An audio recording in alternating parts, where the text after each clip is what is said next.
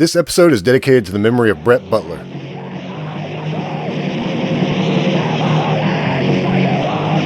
You are now listening to the Gabba Gabba Talks podcast, where we bring you conversations with people connected to the Carolinas underground music scene.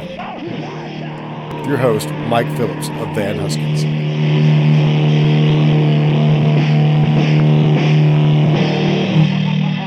Hey there, and welcome to episode 26 of Gabba Gabba Talks with the Flight Risks. I just wanted to make a note on this episode. We set up around a campfire, and I set up the microphones real casually, basically just pointed in a few different directions to catch everybody. What that left me was really inconsistent audio that I had to amplify quite a bit, and even with working some magic on it, it's not perfect, and the audio is still pretty inconsistent. But if I had done it any differently, you wouldn't be able to understand half of what's said. Having said that, I'm pretty pleased with the outcome. The important thing is you can hear everybody, and you can hear the great story of this band and about Brett Butler, who we lost earlier this year. This entire episode is basically a tribute to his legacy. I'm going to keep it kind of short today, but I do want to mention our sponsors, Hobo Wolfman Records, home of local bands, The Fill-Ins, Home for the Day, and The Body Bags. There's a new 7-inch by Poison Boys. He's got hot sauce. He's got a drunken stumble walking Jesus. I grabbed one of those for myself. T-shirts, all kinds of shit. Check them out at HoboWolfmanRecords.com. I also want to mention my buddy Regis Murphy. If you're in the market to buy a house, there's no better stand-up dude than Regis. I want to thank him for all of his support for this podcast. So if you're in the market to buy a house and you need some guidance or someone to help you along the way, find him at Regis Murphy, socially distanced real estate broker with Helen Adams Realty on Facebook. I know that's a lot to type in, but that's the easiest way to find him. I'm sure you could probably just type in Regis Murphy and find that as well without having to type it all in. And the last thing I want to mention before I get to the episode, be sure to listen to the Spit in My Face podcast. You can find that at spitinmyfacepodcast.com, where Frankie and Vanna bring you the best new punk rock you've never heard. Check out Rooster Radio, Something Good For You, Bad Seeds Podcast, Best Of, Worst Of. These are just a handful of my favorite local podcasts that you should check out as well. Now let's get on with the show. Repeat that story. Damn it, I bet I know what happened. When I plugged another microphone in, it probably stopped it. I don't know if I had the bullshit-ometer that read my garbage. It's like, all right, cut this motherfucker the fuck off. Go through all that again. Yeah. Before we got really started, Brian was like, hey man, this is what you need to be recording right here. And I was like, I'm recording it. Wow. Didn't happen to look and see that the little time thing wasn't running there. I have so many lights on it. Nice. So, so this happened once before. I was, It's all good. Yeah, no, I'm not worried at all. Trust me, anything that I said, I would probably just say again later. He prepared all that shit all day long. Oh man, I've been practicing in the mirror so hard. Can't you tell?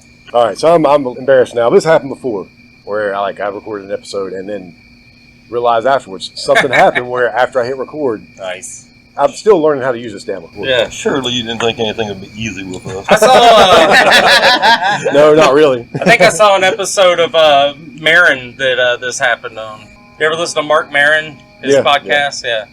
But he did the whole fucking sitcom where I guess it's a sitcom. I don't know what it is. Yeah, whatever. But it's where he's doing his fucking podcast and shit from his garage. Mm-hmm. I think there was one episode where he totally did a whole fucking interview. It was one of his coup de grace or whatever, and he was like, I didn't even fucking record it. Well, that's one thing. Every time something like that happens, it triggers something in my mind to remember for the next time. So yeah. So I left off my whole Eddie Van Halen tribute at the very beginning. Oh man, yeah, that was gold. Sorry. So here's the Eddie. Pouring some out for Eddie right now. That's it. Seriously though, go listen to Eruption live from Tokyo. It's bad as hell. Recording all that. But I'm not gonna go through and redo my whole Eddie Van Halen thing. No, let's discuss that motherfucker again. Left off everything that Jason said about Van Halen. All that good shit. Yeah, no, it's probably best you leave that stuff off. I mean, honestly, it's popular opinion in this day and age. All I'm saying is if you millennials are out there, listen to Jump. It's the best song ever written. So what we're going to do is what they instructed the 9/11 people to do. That's Plan B. Plan A is stairwells, dude. Come on, man. Too soon. So since I fucked it all Actually, up. too late because we're a month behind now. Sorry, go ahead. Since I fucked it all up, we're going in a totally different direction. I'm not going to ask you what you did and what you did and what you did. That'll come up at some point. Yeah.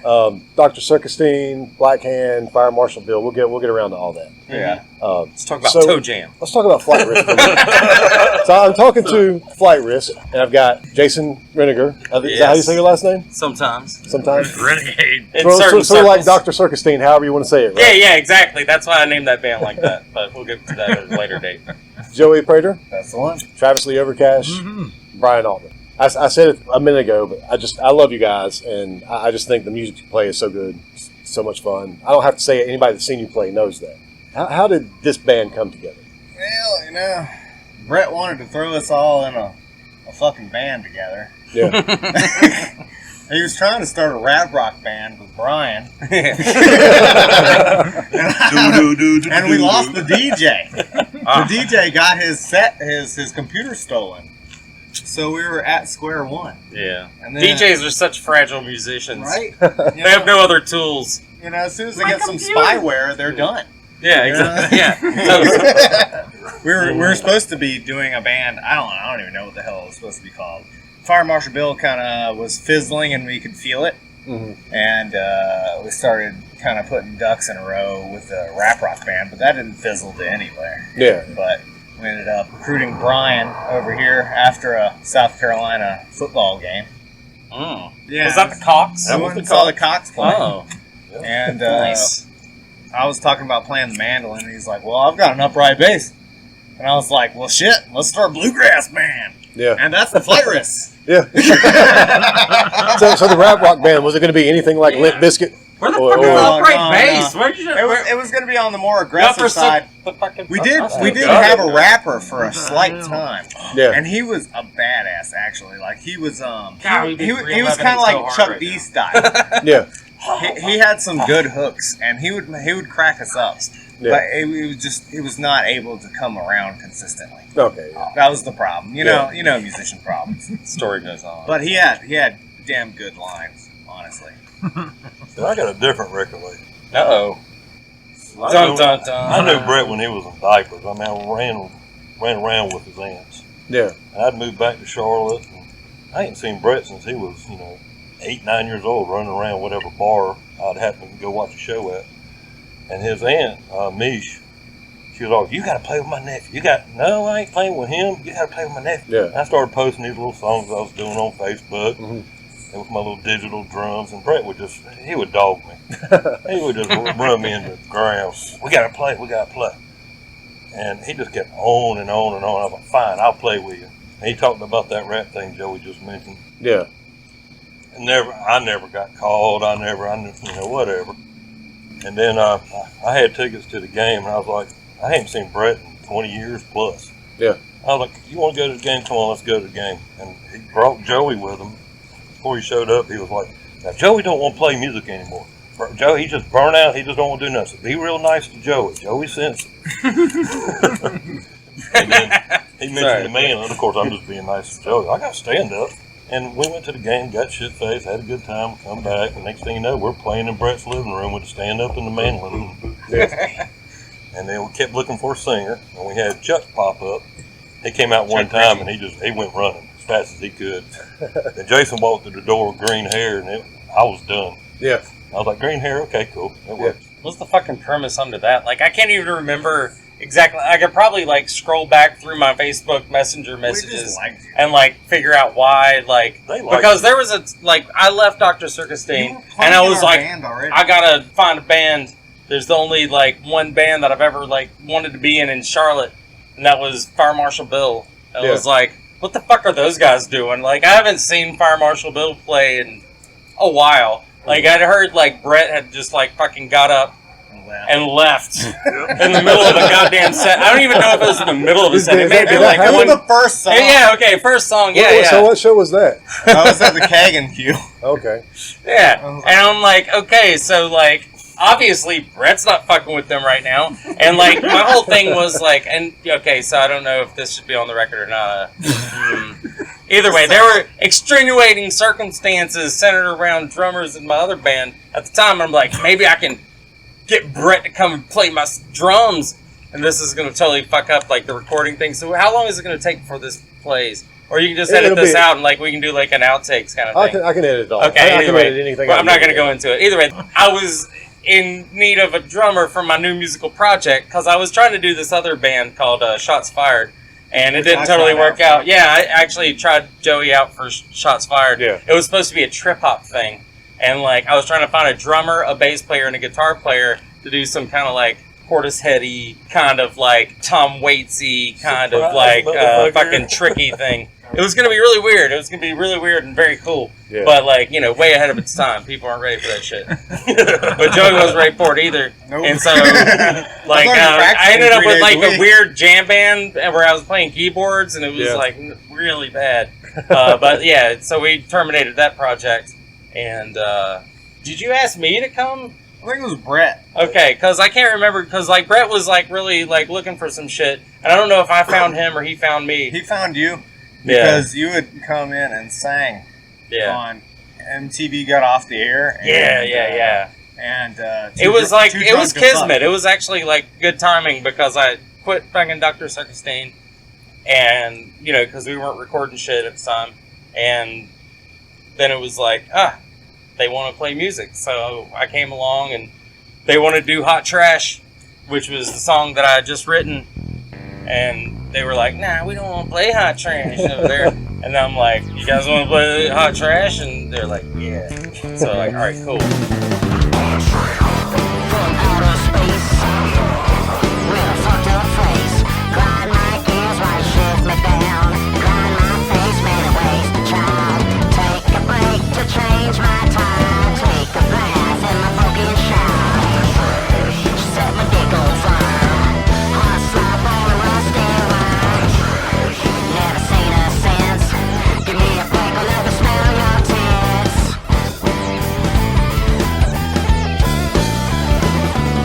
Light me up, light my real red, shake my oil while you give me head. Fuck her like she's dead, smell flag ain't coming test. Drink it in and freeze, scout my dick on your wounded knees.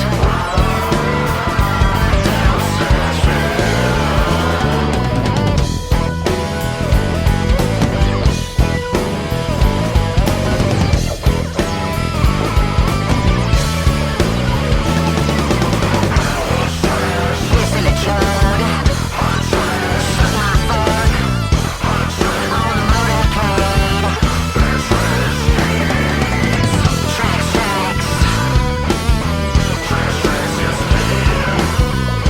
tracks, big better hot trash.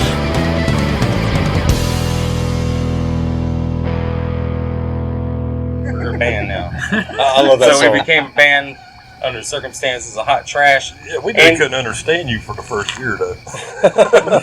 Yeah, that doesn't matter. We heard It's all the about chorus, heard the cadence. lyrics, I was like, oh, God. Yeah, you don't want to know what I'm saying. I mean, or you do. Wink. I definitely listened to it before, but one night I was doing when I was doing my live broadcast on Facebook, one night I did like an early hour, like 7 o'clock or something, because Eric wanted to hear me do it. And I was trying to play like all kind of tame stuff that hour, and I was like, I'm going to play a Flight Risk song. Let me play Hot Trash. I played that, and I started listening to it. I'm like, yeah, this Totally this doesn't really go with tame. No. Well, It it's out there. sounds tame, but It's just a blues song. Well, I figured with a name like Hot Trash, but still, Yeah. not that any like 8-year-olds were listening to my Facebook Live. So I wasn't too worried about it. So you played your first show. You played at Tommy's, right? Yep. And how long had you been playing together before you played that first show? 3 months. 3 months with Jason, 6 months with Brian. Yeah. Yeah. That's about right. Yeah. They were still pretty fresh, when I came along. They had some things already worked out. Like, they had totally different names. Like, they're... ISIS killed my baby. Yeah. I remember that song.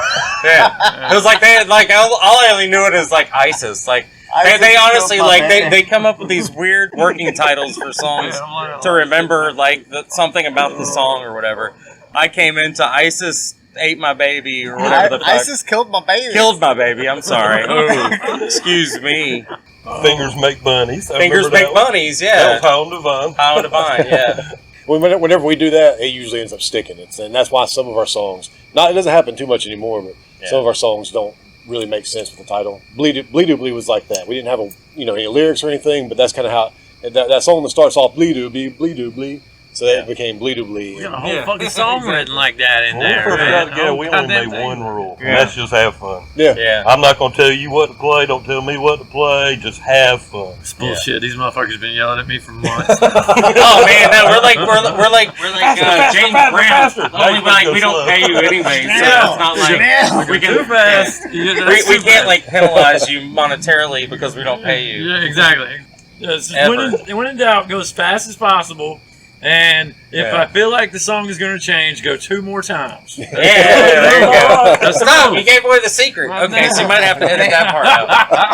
That's giving away a trade secret. That's What's the secret sauce? That's not man. the secret sauce. That's like ingredient to the secret sauce. Yes, yeah, It's like, you ever make a roux? Like, I mean, you know how you make gumbo? Like, I mean, gumbo is gumbo.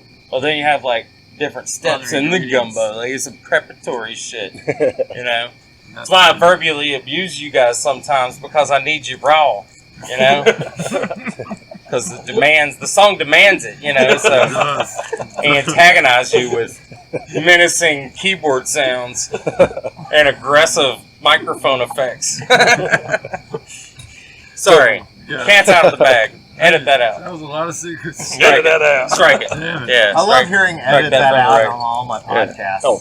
It's the best part of a podcast. Yeah. And they're like, yeah, we're Just- going to edit that out later. Just edit out where I say edit that out. That's like really the only part you need to edit out. They didn't edit that out, Yeah. and I probably won't I'm edit making you that out. earn it. That's why. Yeah.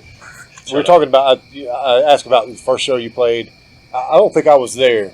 I think it took, you guys played a couple of times, I think, before I got to see you. Who else played at that first show? Radius Test and some Bluefish. Little Bluefish. Yeah. Okay. It was supposed to be Witch Motel, which I'm sure you're Ah. familiar Yeah, with. yeah, I know them. But for some reason, they weren't able to do it. I think they had a reformation of some sort. Yeah, they had some things going on at some point. Some yeah. flip-flopping. And Brett then- was all about playing Great live. band though. I love Witch Motel. He Like, basically they're really said, good. we got a show at Tommy's in 3 weeks. Yeah. And we didn't even know if we had enough material, so that song Socialize, I think we wrote that like 3 days before Tommy's. Yeah. Yeah. Yeah, like bare bones. Like we straight up raw dogged that song. I posted it It's online good. and told the guys that they were playing it on Saturday. Yeah. 3 days later. It's great. It was great. It went away really well, I think. Yeah, we always tried to start out first, especially coming from the Fire Marshal Bill. We like being in that runner-up spot, Yeah. and leave it to the other people to try and figure out what the hell they just followed. Yeah, Yeah. yeah. I always like playing first. I mean, I prefer to play sort of in the middle, but I'd rather play first than last. Oh yeah. But I do like the thing about playing first is like I want to play and I want to put on the best show I can, Oh yeah. and then make the other bands follow that. That keeps you on your toes. And we like to Yeah. drink. And I ain't gonna say that we've always played. There's that too. I mean, you Yeah. put us at the end of the night, it could get It's interesting. only going to get worse and worse for me the longer I have to wait to play. I'm definitely Yeah. just going to be at a bar. We have that issue too sometimes. Yeah. So They kind of provoke you with it. I mean, I don't want to, blame it on the bar because it's definitely not the bar. No. Because, a bar's going to shit in the woods no matter what. Yeah, it's an analogy. Don't worry, guys. He's making room. Yeah. I'm writing a song here. like I said, I do want to talk about Tommy's a little bit, and so I don't know if you want to. If we want to go ahead and talk about Brett and then lead into that, or if we just want to go ahead and just talk about Tommy's, and then we can come back around to talking about their support and everything for that. But Bust the cherry, man. Yeah, I mean, let's just go ahead and go to that. So Travis, you're in the band now. Yep. How long have you been in the band? You made that announcement earlier this year. Fuck, how long have I been in the band now? that's like, do you know what today is? So a few months. two or It's three your 2-month anniversary. months. Yeah, We've it's been playing probably with been for like a few 3 months. months, maybe. Yeah, it's not been long. We started Yeah. practicing at my place in the garage, and then we came over here to Jason's, and we practiced in a much smaller space than what you just walked through. And it was so fucking loud. I mean, it's ridiculous. But Yeah. Quite loud. But if you had your way, you wouldn't be playing in this band. no, I've always been like an honorary member. I played the electric triangle and shit, So yeah, I've definitely. But this is not the way I wanted to be in a band. Yeah. But He's pretty famous. Because we lost somebody, a great person that everybody loved, in order for you to be here. And that almost derailed the band. I mean, that everybody was ready to give it up. And I completely understand that. For a time. But I also felt like, even when you said that, I was like, give them a little bit of time. They're going to want to do it for him. I mean, I could never let go of the songs that that we've written with Brett. Like, I mean, the songs that we've made, like, I mean, we made them with him, like, as an integral part of the creative process. And that's how we write songs. We write songs as a band. We don't write it, you know, like, here's the song. You guys play your parts. And, you know, maybe that's lazy on any of our behalf because we don't bring a whole song to the table or whatever. But Exactly. it's like, I like the creative process of everybody, like, dipping in, you know. I mean, we're all fucking, you know. It's like I'm that not gonna song make a bad Trigger. We wrote euphemism. Trigger, and This is- Brett was shit-faced at Nice, practice. Hell, we all were. Yeah. And Brett's leaned up against the wall, and he just kicks into his beat. And I just start playing along with him. Yeah. And, oh, we got a new song. Yeah, me and Brett wrote some fucking drunken, disorderly songs, you know, like on the fly. Like, Dick Shit is a Brett manifestation through me, like in a, you know, just a weird musical fucking, you know, presentation, you know. But like 90% of the shit that we ended up putting in that song was like some weird drunken shit that Brett said to me while we were like, you know, just riffing in the band room, I mean, you know, searching for the good times. he was a centerpiece. Yeah.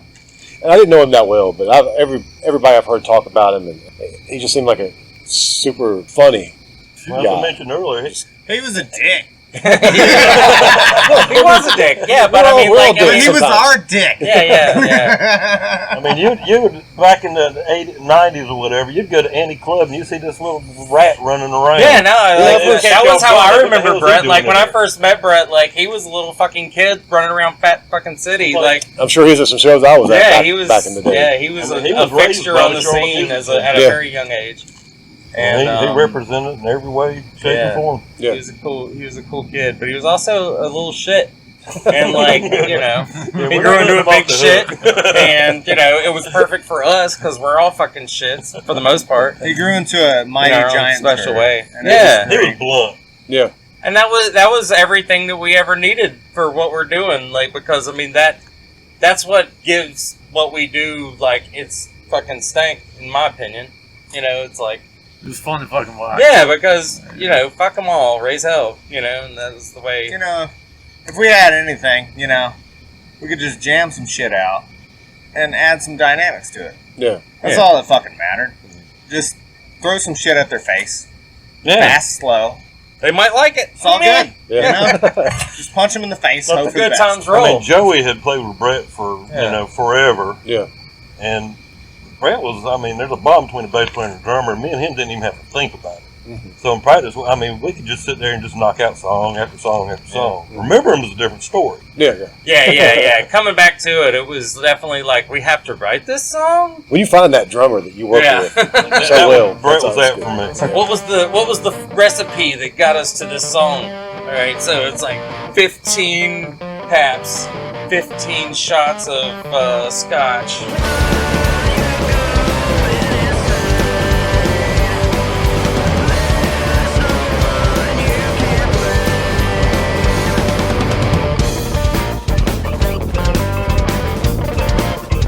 The thing about Brett Man. was, you know, you didn't really have to think about what the hell you were doing. You just had to know where you were going.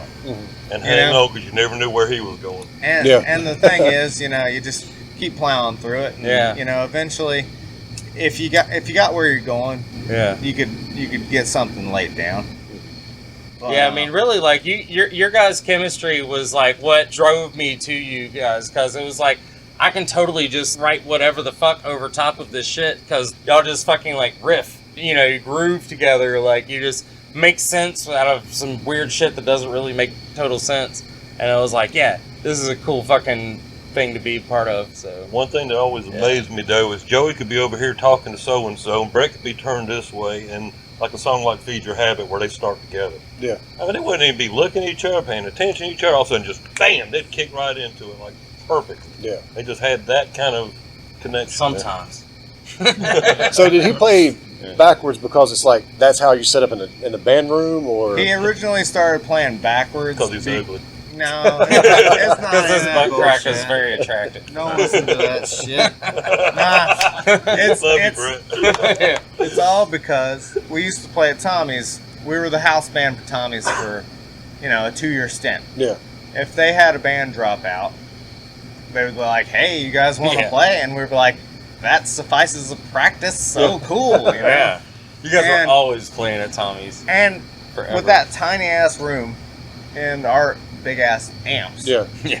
it was hard for him to hear what the hell we were doing. Okay. Yeah. So we would corner our cabinets, yeah. and he would set up facing them so he could hear. Play into my face. Because we had to have so many different cues that he would have to be, cued in on, that he had to play backwards, and it stuck over the last, probably, only last year or so of Fire Marshal Bill, but it carried over. Yeah.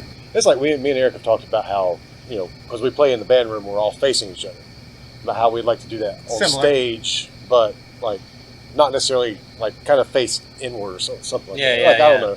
But it does make sense. That's kind of how we You were turn set up the at drummer Tommy. around to face the amps. Yep. Because a lot of times, if you're playing in a place that doesn't have monitors, Yep. you're just like, okay, I hope this is right.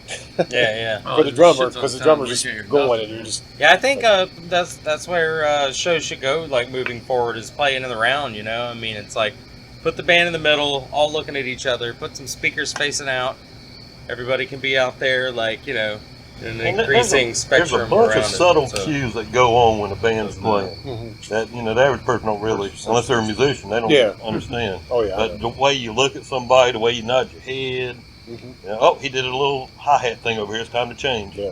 So it really helps with that. Jason's got a lot of looks. Yeah, I mean, that's part of the songwriting process. Winks and nods help Especially me when a you play lot. schizophrenic Yeah. music, like the Fire Marshal Bill stuff or the flight risk stuff. There's a lot of times when we're playing, I'll turn around and sort of face Ben and not look at the crowd. I'll turn around and sing, but I'll turn around and face Ben most of the time just to lock sync with him and just... Yeah, I don't know if it's Soda's fault, but ADD is rampant in musicians, and like the tendency to want to like really groove on a riff or whatever, just it's a rampant thing, in music today. Just sometimes you got to be like, hey, it's time to go to that next part. I already forgot it. Yeah, it's like I just kind of went into the zone, I mean that happens to me. Like if I'm ever really playing in a song, I'll just get in the groove and I'm like, oh shit, we're coming to that next part. And then I have to like cue up things in my brain. But getting back to Brett, Def, you go through many stages of grief. First you're Yeah. in shock, and then you get pissed off about everything, and then you're in denial. I mean, you're just... Yeah. And eventually you get to the point where you kind of accept it, and you start laughing about it, sort of. Yeah. And just remembering all the good, crazy Yeah. times. And so we've been through the ringer the last few months. I Oh, mean, yeah. we've had our ups and downs, and some days are good, some days are bad. But It was hard for the music scene in general, but I know it was really hard for you guys. And Yeah. I've said this before, but the fact that we haven't had a chance to properly send them off really sucks, and not really knowing when we can do that. But I know, you guys need that closure for sure, I'm sure. and one thing we did was we still talked to each other, us three.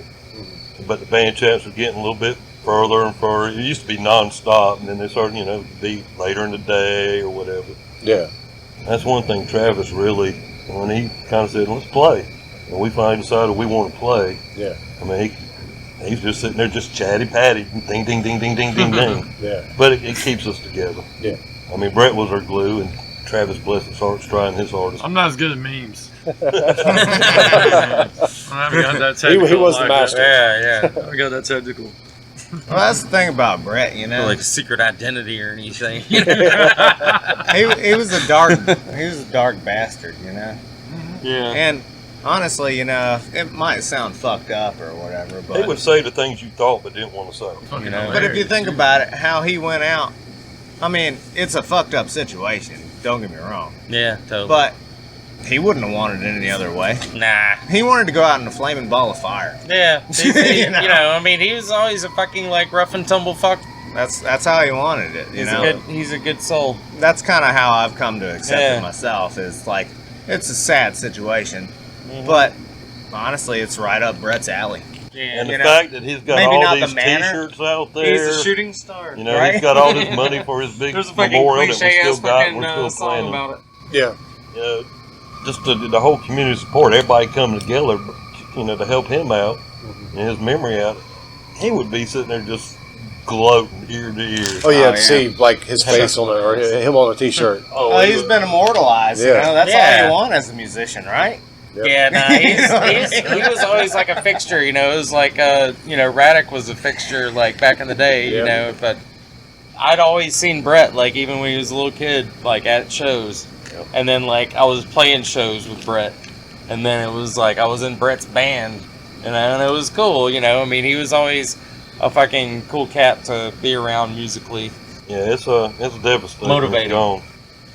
But like Joey said, honestly, I don't think he would want to go out any other way. Yeah. I can't see it happening any other way. No, I think he would totally want us to quit. He'd be like, yeah, totally, just fucking quit. Just quit, because I'm gone. You can't do it without me, motherfuckers. That's some bullshit. Yeah. But he'd do it, like, you know, tauntingly. Yeah. Like, yeah, but you couldn't do it without me. Try to do it without me. That's just me. I want to give him the satisfaction of seeing us try. And, you know, I think he would love to see us fucking try it with Travis. Because, like, I mean... Oh, you know, he and Travis got along so yeah, no, you guys are kindred fucking spirits, man. I talked a lot of shit. I love that fucking dude, man. I really did. He was a crazy bastard. Yeah, he's fun to play. Like, anytime we play together, man, me and that motherfucker just ching. You know what I mean? We click, dude. You know? Travis is up there fucking, like... dance around in the front row and like, I'm spilling my drink everywhere, He was very front and center. Hell yeah! That's I Travis. saw the fucking one-man pit. Yes, one-man mosh pit. pit. Because I'm all into the mosh pit, guys. I'm all running to make contact, you know? Oh, God. I'm like a linebacker over there. I'm like, somebody's up for contact. Let's go. Yeah. I mean, really, like, that was kind of what it was about, you know? Right. And I know we already talked about it on Travis's episode, but I really can't think of anybody else that could have filled his shoes at all. I ain't pulled it off yet. Yeah, well, I was going to say, still remains to be seen. Stay tuned.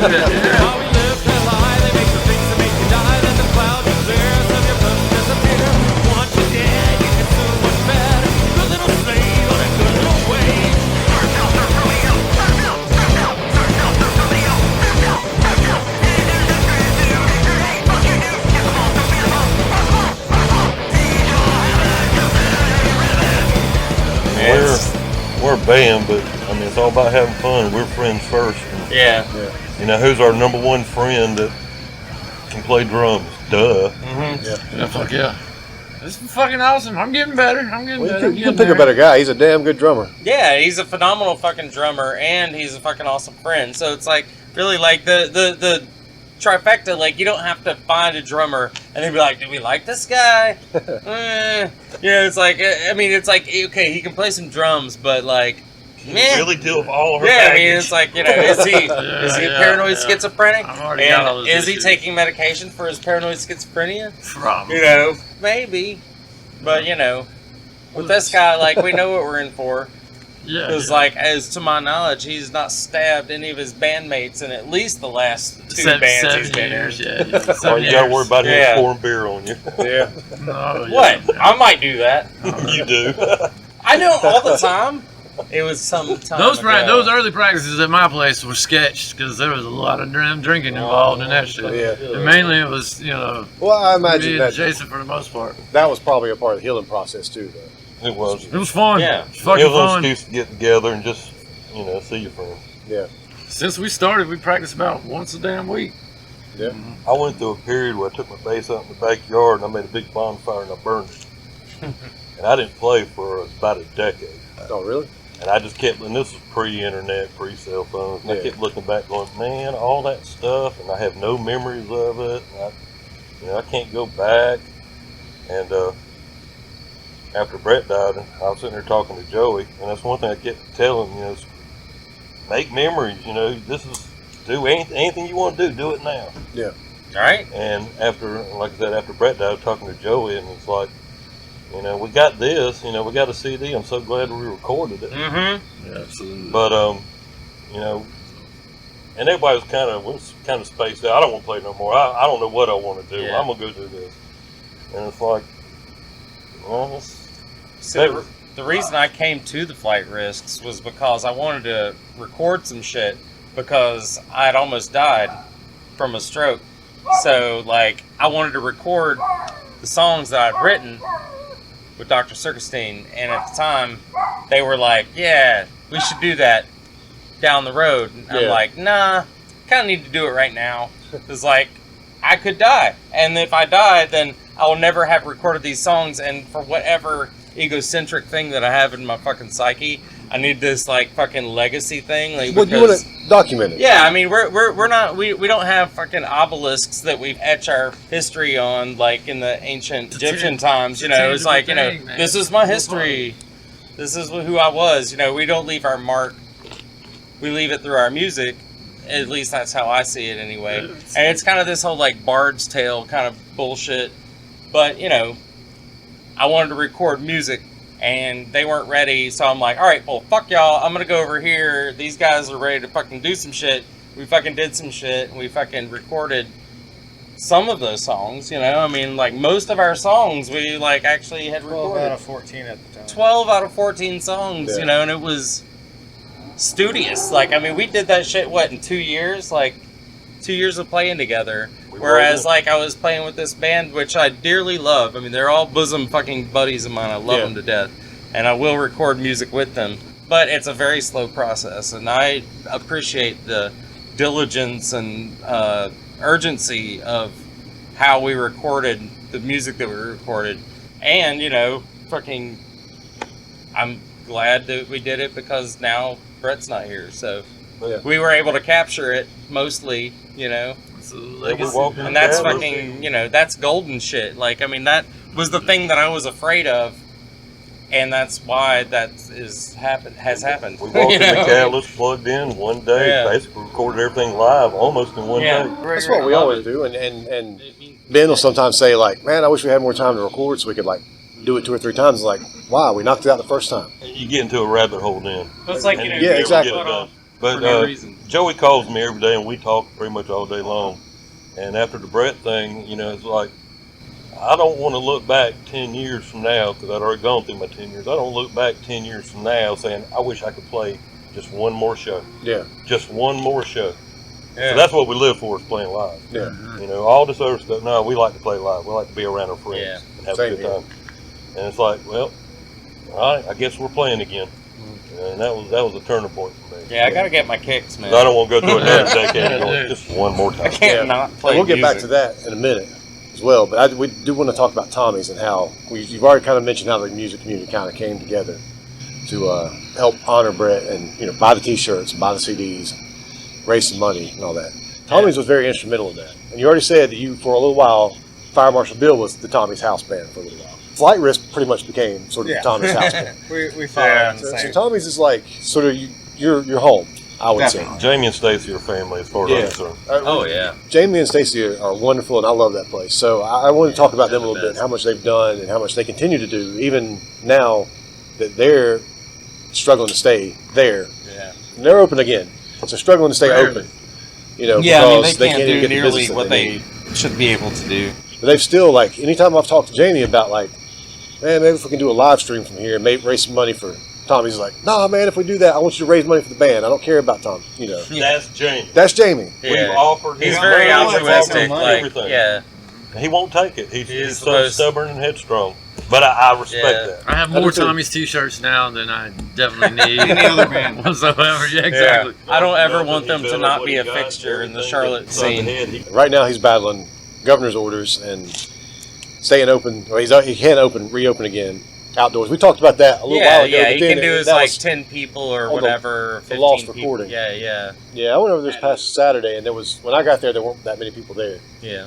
But when I left, more people were showing up. So I was like, okay, I'm going to leave so they can. Yeah, I got a revolving door. Yeah, Yeah, sort of like, for sure. and I think that's the way it's going to be for a little while. Everybody's going to go over there, drink a couple of beers, and then respectfully move so somebody else can come in.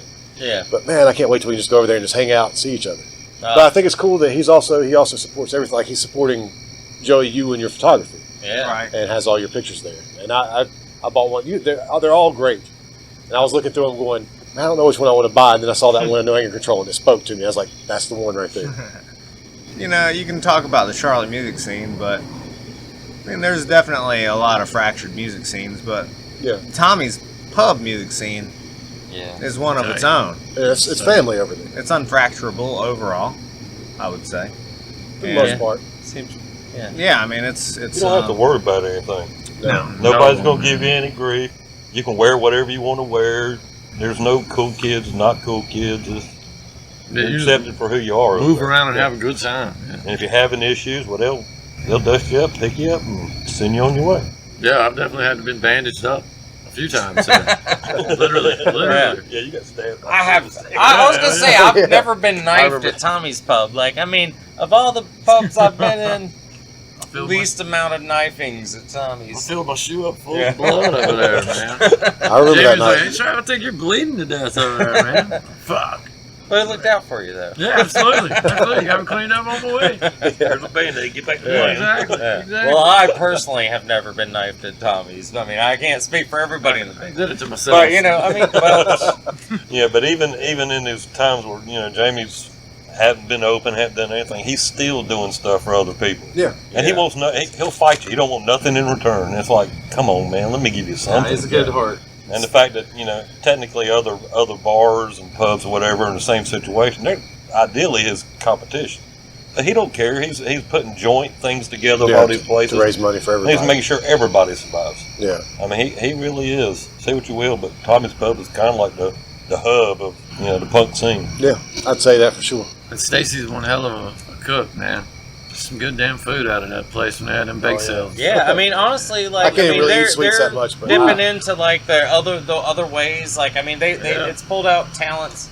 Like, I mean, you know, they've had their potlucks or you know, whatever, you know, where Makers they markets and shit. yeah, like you know, beforehand though. I mean, like Yeah, they would do yeah. like Thanksgiving and stuff at the old Tommy's Yeah. pub. So if you didn't have anywhere to go, you could Yeah, always go to yeah. I mean, Tommy's. like they'd have like, you know, some hot plates set up and everything, and I never knew that, like, you know, that they were good at making food and stuff. Like, yeah, those pies are on point. Yeah. absolutely. I got this Cheesecake is fucking something this else. shepherd's pie from them. It was phenomenal. Anytime we played there, Jamie, he said, I only got, you can do anything you want. And it's got one rule. Okay, you know, you listen intent, think it's going to be something serious. Just don't break my windows. It's like, thank you. No, that's easy. Yeah. That's the easiest I rule. rarely ever break windows. Like, it is like a cold day in hell when I'm like breaking a window. Jamie, you do realize Yeah. I'm going to show laser porn on your ceiling. It's okay. Just don't break the windows.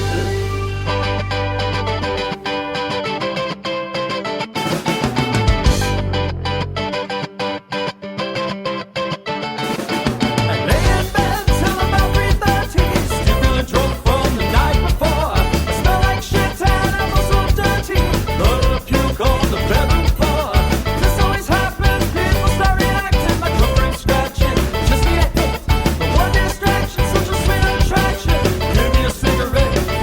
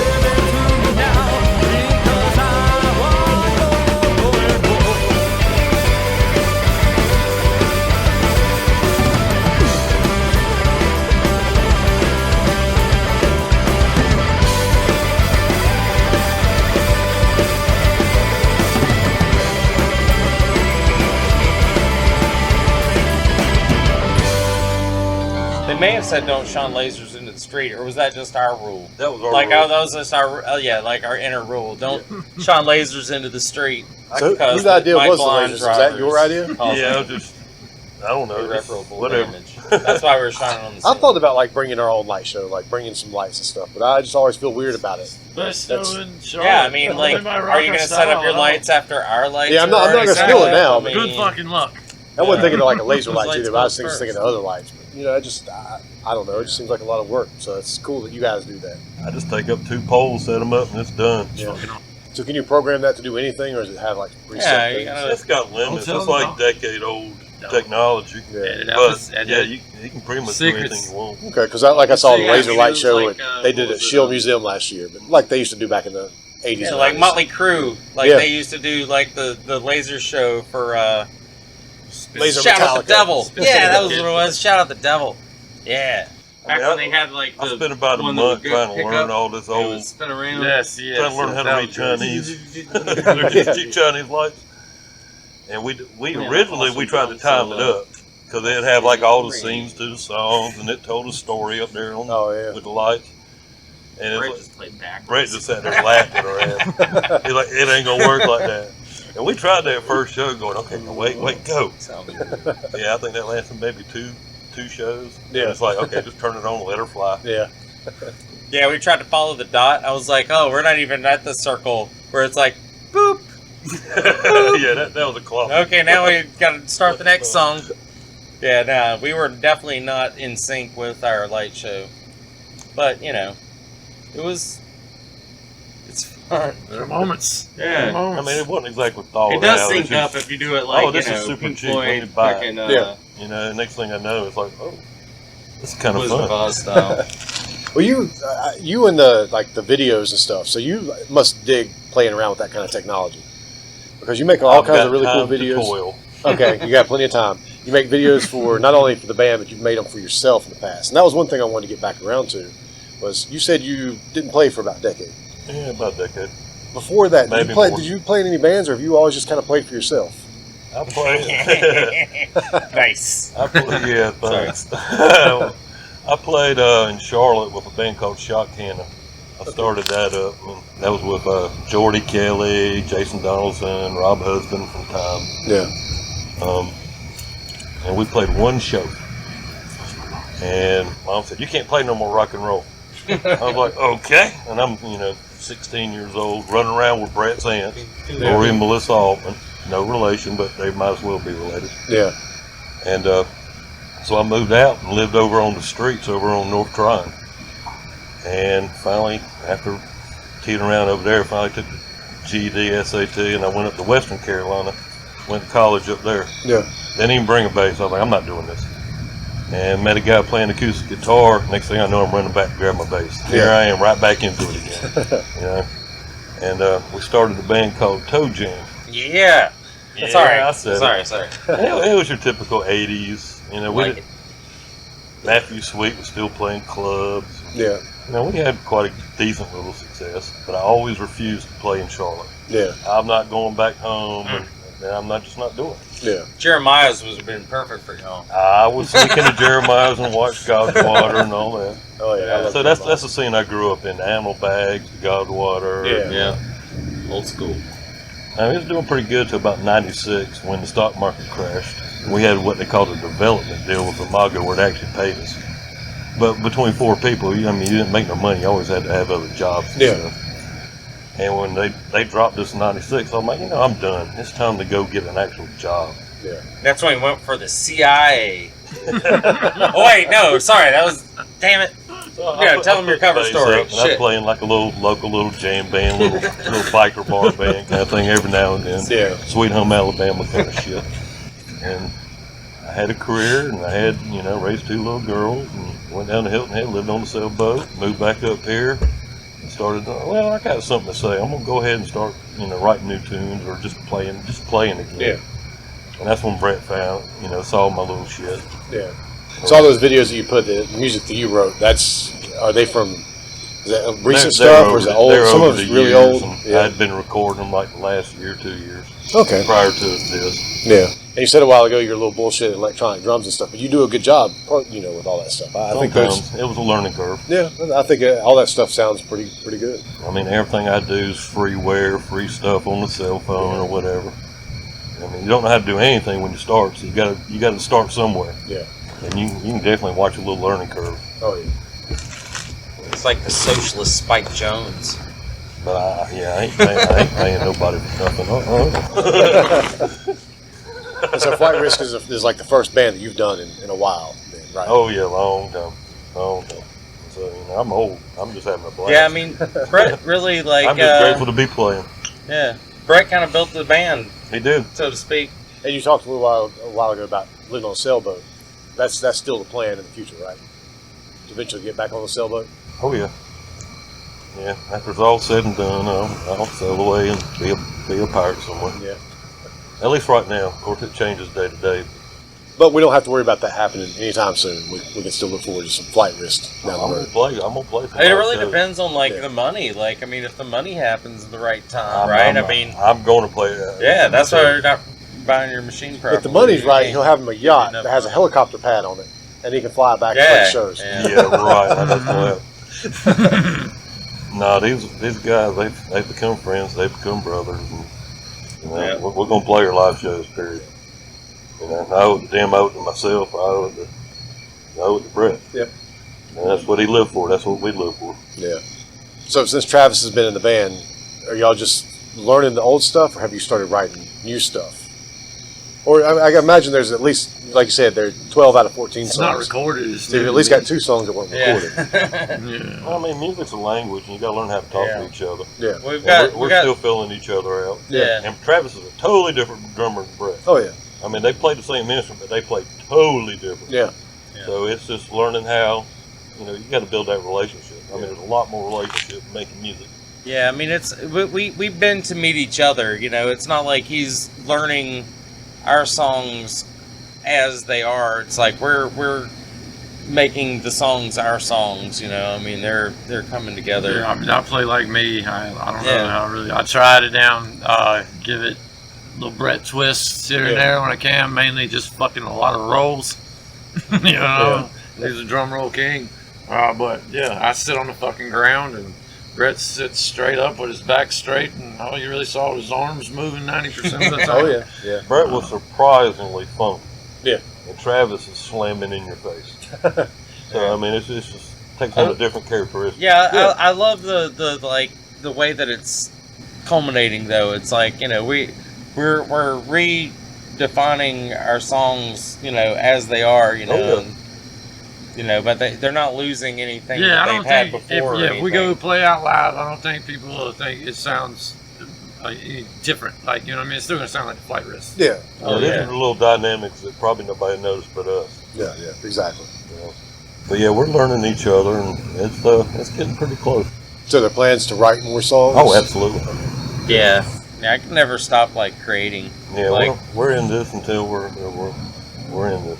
So I hope that there's another EP or CD or whatever, whatever you can get out of you. We got a good. I mean, I just want to keep building up our repertoire. Just keep making new songs, finding out new ways of executing songs. It's just it's being creative. At any practice, somebody can bring something up and it starts off into some new weird shit. You know what I mean? Yeah. Or it fizzles out into nothing, and we start playing the regular set. You know what I mean? And you have to take into account 2-3 months ago, it's like, okay, we're done.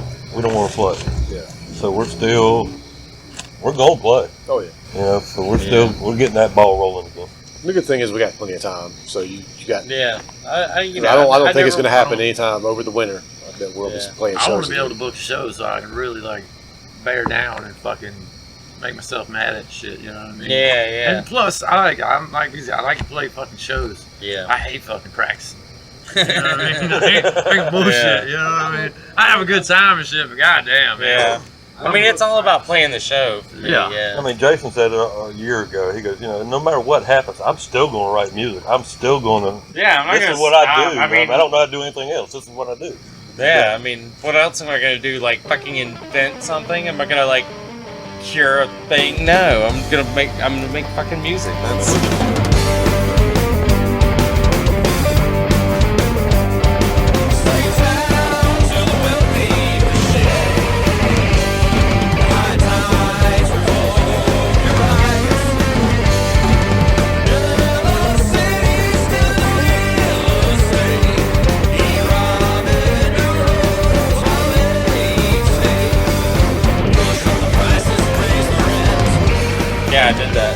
you really just spilled some beer out? Yeah, it was for my homie. That's for Brett. Nonchalantly, I didn't call attention to it because that's not punk rock. and for Eddie Van Halen today. Sorry. We're a business. Joey, I did want to ask you a little bit, like your photography. I think you take some of the best pictures. I mean, there's a lot of good photographers in Charlotte. I think you take some of the best pictures around. Is that a hobby you've had for a long time, or is that something you picked up in the past few years? I've been doing it for seriously for about 3 years. Okay, that's what I thought. I didn't think it was like something you'd been doing all your life. A terribly long time. I mean, I fucked around with my dad's old film camera when I was a little kid. Yeah, same here. I just never took it further. I had a point and shoot here and there. I'd take it with me on vacation and fuck around. Yeah. But my mom gave me an old DSLR, and I was like, oh, that's the best present I ever fucking got, you know? Yeah. And it was just something she had and laying around, and she gave it to me. And Yeah. I started fucking around with it. I started really taking pictures of other bands at our shows. Well, it's like the nature is the stuff that I really got into, but like, when I wasn't doing that shit, I was like, well, hell, I might as well break this shit out at the show and document That was always fun. all these people that I'm seeing all the time. I know every musician's a fucking narcissist, so we might as well. Waiting to see if you made the cut. Waiting to see if you made the cut on Facebook. Pictures. Yeah. Because we all are, we like to see pictures of ourselves. I love it. Anytime we play a show, I'm always looking like the next day and the day after that. Like, is anybody going to post any pictures of us? Right. It's I just got so narcissistic, tired I guess, of having that situation where it's like, that was the greatest show I ever played, and nobody got any fucking pictures. Yeah. So I was like, well, I guess I gotta fill that fucking void. That's like, I mean, I carried a camera around with me when I was younger. Not all the time. I found out that looking through my old pictures, I'd take it to certain shows and take a lot of pictures, and then not take it to a bunch of shows. But here lately, like having a phone that has a camera on it in your pocket all the time. Yeah. I always try to document the shows I go to by taking at least one picture of every band. For sure. But, even a few years ago, I used to carry my camera out to shows. Back when I didn't go to shows a whole lot, but when I would go, Right. I try to take some kind of cool pictures, but they never turned out great because my camera sucked. And you'd play a show and you look up, through all the sweat, whatever, you look up and you see all these cameras. Yeah. But you never saw the footage. Yeah. And that's one thing after Brett died, everybody started busting out all these videos and it's like, wow. Yeah. I did appreciate it. Yeah. I love being in people's spank bank. I don't care if I never see all the videos that because honestly, people record our shows, but I never see them online. I have searched us, people aren't hashtagging us in those videos, but wherever they are, somebody recorded it because I watched them. I think a lot of people just they take the picture or the video or whatever, and then it just stays on their phone. Yeah, and then nobody ever sees it. That's what I'm saying. Your You mean spank when I banks, posted my shit on my flip phone, you're in you there guys though. enjoy Yeah, that? you're It's in there. somebody somewhere, and after they die in some weird fucking manner, the cops are gonna get their phone. They're gonna find your video on their phone. They're like, what is this? And What are these guys? they're like, that's the greatest band I've ever heard. And then you're like, then Blue Lives Matter all of a sudden. They broke up It's all right. 3 years ago because No, nobody fucking posted the video. But yeah, somebody's gonna see your video one way or another. Is all I'm saying. You want to get people out to those shows that didn't come, and you want them to see what the experience is like. Yeah.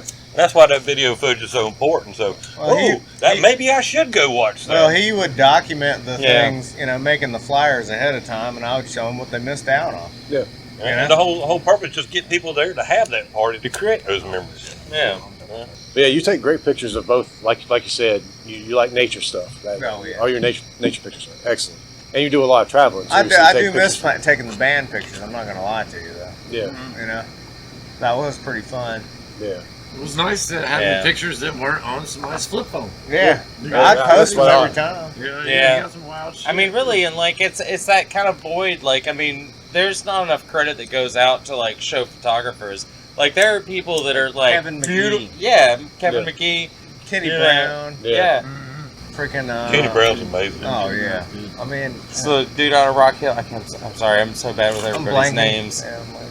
But either way, there's a lot of people that go out and take all these very dynamic pictures of shows, and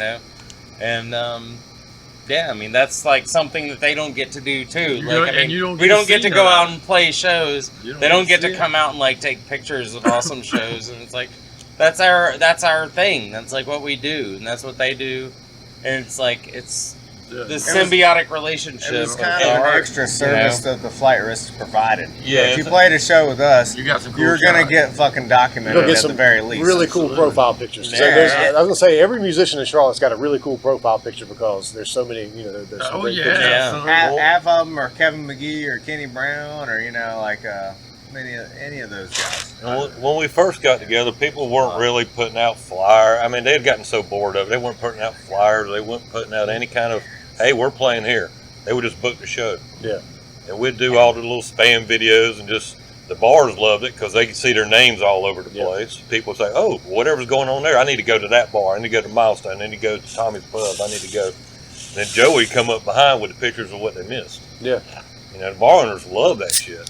And that was one thing I was thinking about earlier today that I wanted to talk about was the fact that you do all those videos, and you do like I remember one time is when we played with Something Went Wrong. I'm trying to remember who else played that show, but we were looking for another band, and I was like, "Get the Flight Risk." Booming us. Yeah.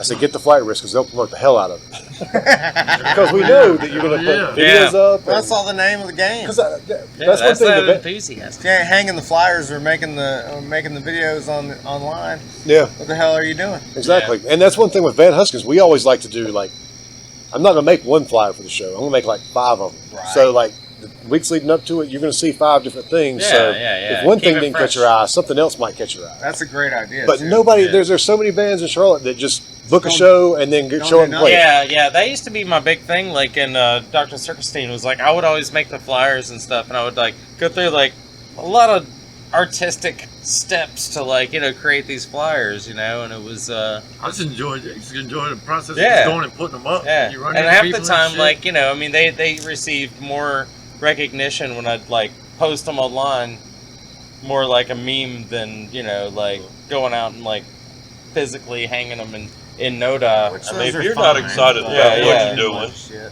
and Yeah. you don't promote yourself, I assure you nobody else is going to be excited about what you're doing, and Yeah. nobody's going to promote Yeah. you for You it. gotta be Yeah. visible. Yeah. A lot of bands, I guess, expect either the club to do it or the other bands to do it or Yeah. whoever they see that weekend, they can tell, hey, we're playing this Friday. But I just, I think flyering it's not a lost art. I mean, it's a changing art because now you're doing it mostly online. Yeah. Because But so many bands forget that step. And there's just so much stuff out there. You got to do something to just catch the attention. Yeah. I mean, there's no thought involved in it. Well, really, if you think about it, it's kind of a symbiotic relationship It really between is. between the venue and the band. Yeah. Because the band promotes the venue, and then the venue, in turn, sees who promotes their venue, and then they promote that band. Exactly. Yeah. They're going to book you So the if they know venue's that promoting you're you, gonna and you're promoting the venue. Yeah. It's just how it works. Feel like It's a win-win they if you care do it about that way. us, we care about them. Yeah. If you book a show and you don't do a damn thing, then the club's probably not going to. That's Like- why Tommy's Pub and the Milestone works out good. Yeah, Because they notice those things. they do. Yeah. They notice who does They that work. appreciate people that, do the 'Cause legwork. they put in that same work. You know Yeah, what I mean? no, exactly. Yeah, They're the yeah. only ones doing That's it. what And that's it what I gets always tired as appreciate. hell if nobody's doing it with you. Yeah. We don't put no thought in anything we do. We just do it. Whatever you get, you get. It's all action, no.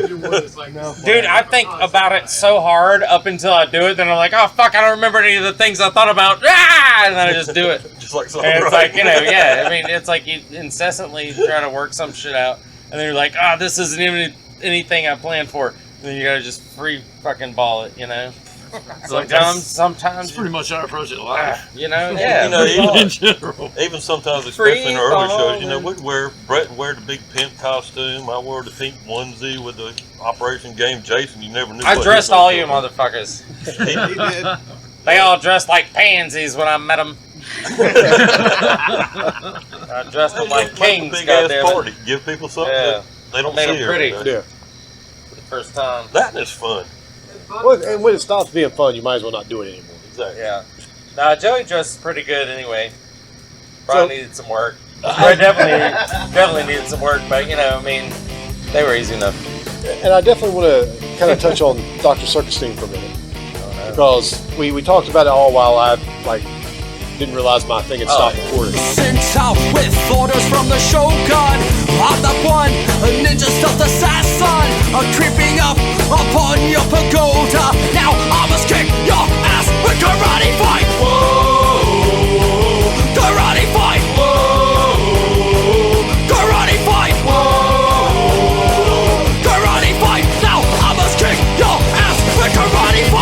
So you said that band is kind of getting back together.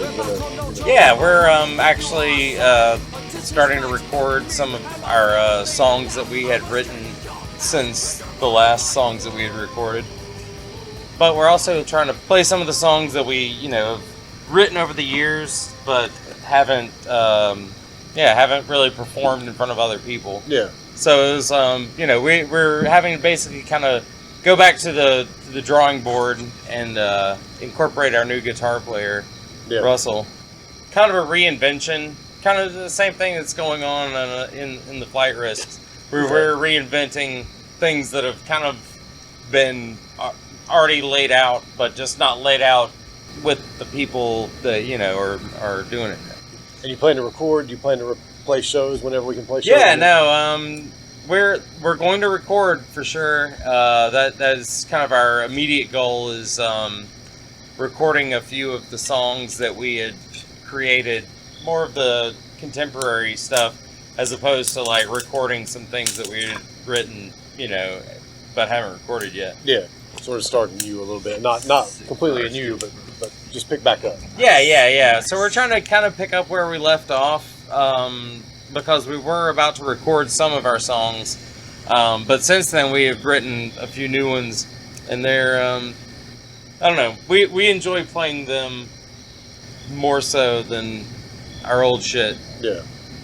Because it's just it's fresh. And, you want to keep moving forward. Yeah, that's where Cirkustien is kind of going now. It's like and more into the new stuff as opposed to just playing the old songs over and over again. Yeah. Where some people really enjoy some of our old stuff. I don't know. I mean, we just want to play more contemporary stuff. It's just constantly moving forward. I mean, the things that we've written before. It's some of them we want to capture, but it's some of them aren't that important to us. In our own psyche. I mean, it's we've all written what we feel is our masterpiece as far as music goes, but. Well, you couldn't find any bigger Cirkustien fans than me and Brett. Yeah, I know. So now we got at least one sure fucking purchase. I can't tell you how many whereas times. we had two, now we have one. So No, but we were the biggest fans. I see you. Yeah, no, I mean Fire Marshal Bill was one of my fucking favorite Charlotte bands ever. Fire Marshal Bill was good, and that was another thing that got lost in my earlier recording was Fire Marshal Bill. And we don't have to talk a lot about it. Yeah, we sort of touched on it a little bit fun, though. Earlier, since I did start recording or get a recording again. Right. And I'll be interested to see how much of what it recorded before it stopped a while ago, because I did start recording at one point. Right. But That might be a good thing. Hey, best of luck. no, there was some good stuff that was lost. Yeah, I know no, there that's was. quite all right. No. Nonsense. Fire Marshal Bill, we did our 5 songs and we had a good old time. We had 35 songs by the end of it. Oh, when the stars align, you better beware. Silly superstition, I just do not care. But if you're scared, drop down to your knees and pray. Hold the position, baby, like you better that way. Maybe that's why I never get a second date. Flip the script, flip the table, flip the mattress. Thought I was good, she was lying, she's an actress. Not like any other feeling ever matters. How am I getting home tonight?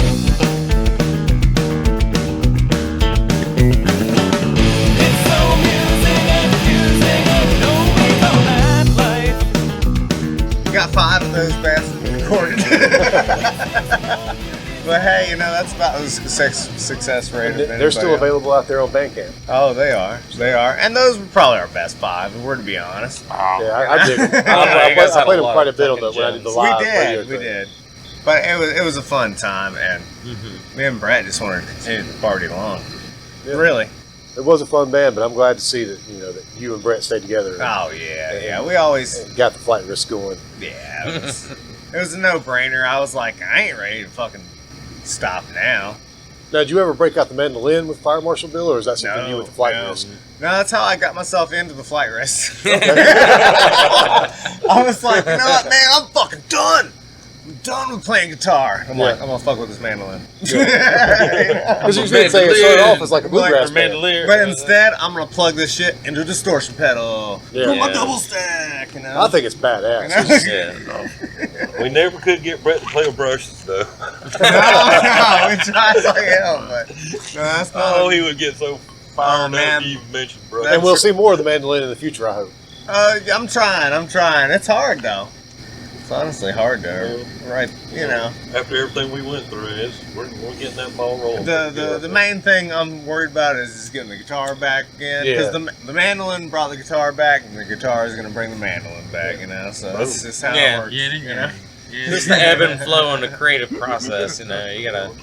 Well, it's like, you know, mandolin's an upside down guitar. Yeah. Basically, or an upside down bass if you really think about it. Okay. And when you tell people, you know, I play in a band, and well, it's kind of weird, but the guitar player plays a mandolin through a Marshall full stack. You know, And it sounds like a guitar. If you cross your eyes, you can see the boat. All right. I've had a lot of people ask me what y'all sound like. You know, and it's like, well, it's interesting. Yeah, I mean, there's a dynamic. If And, you're you know, in the mood it's, to have fun, you know, then listen to it then. You know, don't listen to it when you're going to a funeral. It's you know? definitely hard to describe. I don't know. I mean, it might be exactly what you want to listen to when you're going to the funeral. Because I mean, like, why do you want to be all down, man? You know, I mean, Yeah. There's options for it. Yeah. There's options. You choose. Maybe leave it. always look on the bright side of life. You choose. Yeah. on the way home You know? from the funeral. Yeah, it's not your funeral. Yeah, exactly. Yeah, you know, there you go. Boom, bright side. one thing Joey always comes up with, he You don't comes ever up with a want to little stand melody and go that we'll better sing. you than me. And then, It's not you know, nice. you add the drums to it, you add the bass to it, and then it just totally changes to something completely unrecognizable. Yeah. But it always starts with being able to sing that melody. Gotta have the melody, the line, the main line of the song. I do, like we were talking earlier, you said you hate practice, you want to play live. I do love practice because I like just jamming and I like coming up with new ideas and Yeah, working on stuff. But man, it's live. That's if I addictive, had to rank it, I'd love to. Live is my favorite. Practice is my second favorite. Studio, I hate being in the studio. That's why we do it just like you guys do it. We go in there and we just let's play it. Let's plow through it, knock it all out, and get it done and over with. Yeah. Because I hate being in the studio. Well, you don't want to. If I had money, it might be different, but I don't have the money to be in the studio that long. Yeah, I mean, really, like, when we recorded, it was not a long-winded process. Like, we really, like, kicked it out. Boom, there it is. We had to And- touch up on like 3 Yeah. songs. Yeah, but I mean, essentially, like, we laid down most of our initial tracks off a live recording where it was set to the time of us just playing it a la carte. It wasn't to a quick track. No, not at all. Yeah, we've never done Yeah, that. I mean, I was almost ready to fight him over it. You know, let's go in there and record. We thought we was going to do it ourselves. He's like, nope, I just want to go in there and play, and we're going to okay. And eventually, you have to concede. Yeah, Ben's a little opposed to that too, and I have to admit, I've never really played with one myself, although I probably should. We just want to go in there and play it live and knock it out, and then if we flub something, if we can punch it back in. Yeah, work fix it out in post. Yeah, usually that works out perfect. There were a couple of that last EP we recorded that we just nailed. We hardly had to fix anything in post. That's one of the things I'm really proud of is that Brett and I and Joey did those raw tracks as go. Yeah. You know, and you go back and listen, and I'm positive that Rob McCallis probably gave it a little love here and there. But for the most part, it's like, that's legit. I mean, That's really, how we it was me tailoring my vocals around the recorded track because originally, like, I had a scratch vocal track to the original recording, and like, you know, I actually have those raw dubs or whatever, you know, where it was the scratch vocal or whatever, and those were the drum tracks we kept. I mean, and I'll say this: when you listen to those Van Huskins recordings, you'll hear some mistakes if you're really listening. I mean, you know, that's what it was stuff that we decided we could live with. You know, yeah. Like, okay, learning to live with the shit and just be like, yeah. I mean, it's like, why would you, like, you know, fine tune, like, you know. That's what it is. I'm gonna play it different the next damn 3 times I play it any goddamn way. And it's like Brandon Hamby told us when we were recording. He's like, if you listen to Appetite for Destruction and you really listen to it, careful. He's like, there's mistakes all over that album. He's like, but it's a classic album. Oh, bro. Nobody noticed. Oh yeah. Like, yeah, well, people probably noticed the Van Huskins mistakes, but we'll keep them. They're usually not too bad. Because if it's bad enough, we're going to fix it, of course. But. And that's something I'm personally really excited about, because after we lost Brett, it was like, it's over, it's done. But now that Travis is on board, and I know we've got 3 songs already in the can, we're going to get back into writing again, which is coming almost every other practice. We're going to be doing our live shows, and we're going to record all the songs that we have recorded. That's something I'm really, really excited about. Yeah, I'm eager to get into the writing process of, like cutting new songs and everything. And Travis is really, he's changed it up. Ain't no doubt. It's still the same stuff, but it's got a different feel to it. I hit really fucking hard. It's really I'm fucking not hard. talented. I just hit really fucking hard. Yeah, I you're Brett both. did. You're both. You're a talented hard hitter. I never wore earplugs, still here recently. They got me practicing more and more, and it's like it got me stronger. That snare drum is just fucking ridiculous, man. I've broke it about, I think, 4 times now. Snare killer. Yeah, just totally destroying shit, man. And as much as I say I hate recording, I don't really hate it. It's my least favorite part. I can't wait to get back in the studio, actually. Just because, for one, I like working with Brandon, but whoever we record with, I'm just ready to get these new songs on. I'm ready to document them. Document it, move on. Yeah, I love the creative process. Like, translating it can be tiresome. Like, trying to be like, okay, this is the vision that I have. You have to, like, actually put it in numbers. Whereas, it's been like, writing songs is like that fluid, like, we're synchronizing our breathing and shit. So our dry erase board. You got it's Muse like 4 you're times, vibing with Deedle each other twice, break. versus like, okay, Pass, well, how many duh. times do we do that? We got a dry erase board. We just haven't put it up yet. Eric brought it in, and I keep telling Ben one day I'm going to go over there early. We're going to put like lights up around the room and put the dry erase board up, hang up the Led Zeppelin poster and everything. And we just haven't got around to it yet. We tried it without, just because we were too lazy to put it up, and it was just a pure jam. You never knew what. Trying to remember, you get in the zone, you don't remember where the hell you're at. I don't think I've ever been in a band that had a dry erase board until now. Yeah. Nah, man, like, honestly, like, all my bands have had a dry erase board. Dry erase board is crucial. This is my first dry erase board. Yeah. But like I said earlier, I try my hardest not to look at it. It's contemporary, like, I was, like, the cusp of, millennial and Generation X. Like, it was, like, chalkboards and, like, overhead projectors, and then it was dry erase boards. Like, that was the cusp that I was, like, born and raised in. It was, like, Atari versus, like, Nintendo. Our first practice, it was weird. First practice, like very first practice or first practice back? I don't remember that. Well, our first practice back. That actually sounded pretty good. That was good. Yeah, I imagine It felt good. That was cool. Well, it was like, I hadn't played. I hadn't even picked up a guitar in like 3 months. Same. The same. Or maybe 4. We were trying, our fingers were hurting so bad. Yeah, but like, when it came down to it, this bastard did a lot of fucking homework. And it made it so easy, and it was like, holy shit, I didn't even really have to think about that. Yeah. Dude, for the first one, it worked out really well, It did. You play the same songs, and it becomes such a part, muscle memory. I mean, we were too busy thinking about other things to actually think about playing. Yeah. Well, that actually works in your favor. Honestly, we didn't skip a beat. Yeah. I still got shit I'm trying to nail down, but for the most part, I got one, I'm like reading off the whiteboard right now, but other than that, You know the songs, you might not know all the intricacies, but you know the songs. there's just certain little things, that we're tweaking and stuff. But there's a lot of songs. Like last time we practiced, I was like, Jesus fucking Christ. And after that first practice, I talked to Joey on the phone, and I'm like, I couldn't have done as good as he did all them songs. No. There's no way. I listened to that record a lot. I'd already listened to it a bunch. You know what I mean? But I listened to that motherfucker pretty much steady before I came in. And I didn't practice on the drums. Like I said before, I don't like to practice really. Well, Ben's the same way. It's like drums over and over again. We'll start working on something, and if we're doing a cover song especially, like I'll try to play it at home and just learn it at home. No. And then we'll get to practice, and Ben's like, was trying to play, and Ben's like, "Oh, I gotta listen to it." I'm like, Ben, why don't you just listen to it and play along with it? Man, I hate doing that. Oh yeah. I'm not big on that shit because if you get off beat like one snare hit or some shit, then it kind of throws you off and shit. Yeah. I just listen to it osmosis style, just over and over again.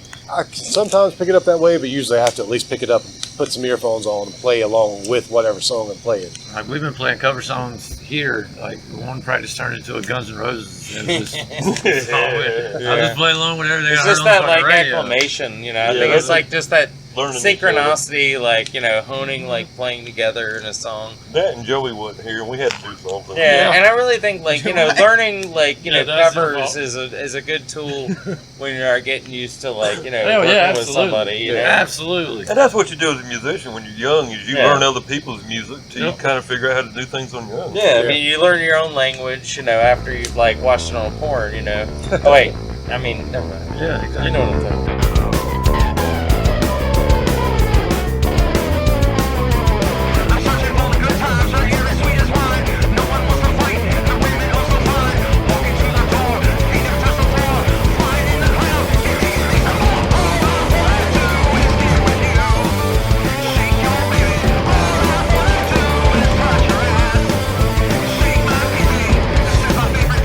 So I know you guys' influences are probably really varied, but are there any like big, like real big influences on each of you individually, like bands that like just really resonate with you that you go when you pick up a guitar or bass or keys or drums or whatever that you just go, I want to be like, this is what I get my most of my influence from. Like I've always liked Orff, like what was it, Carmen or whatever.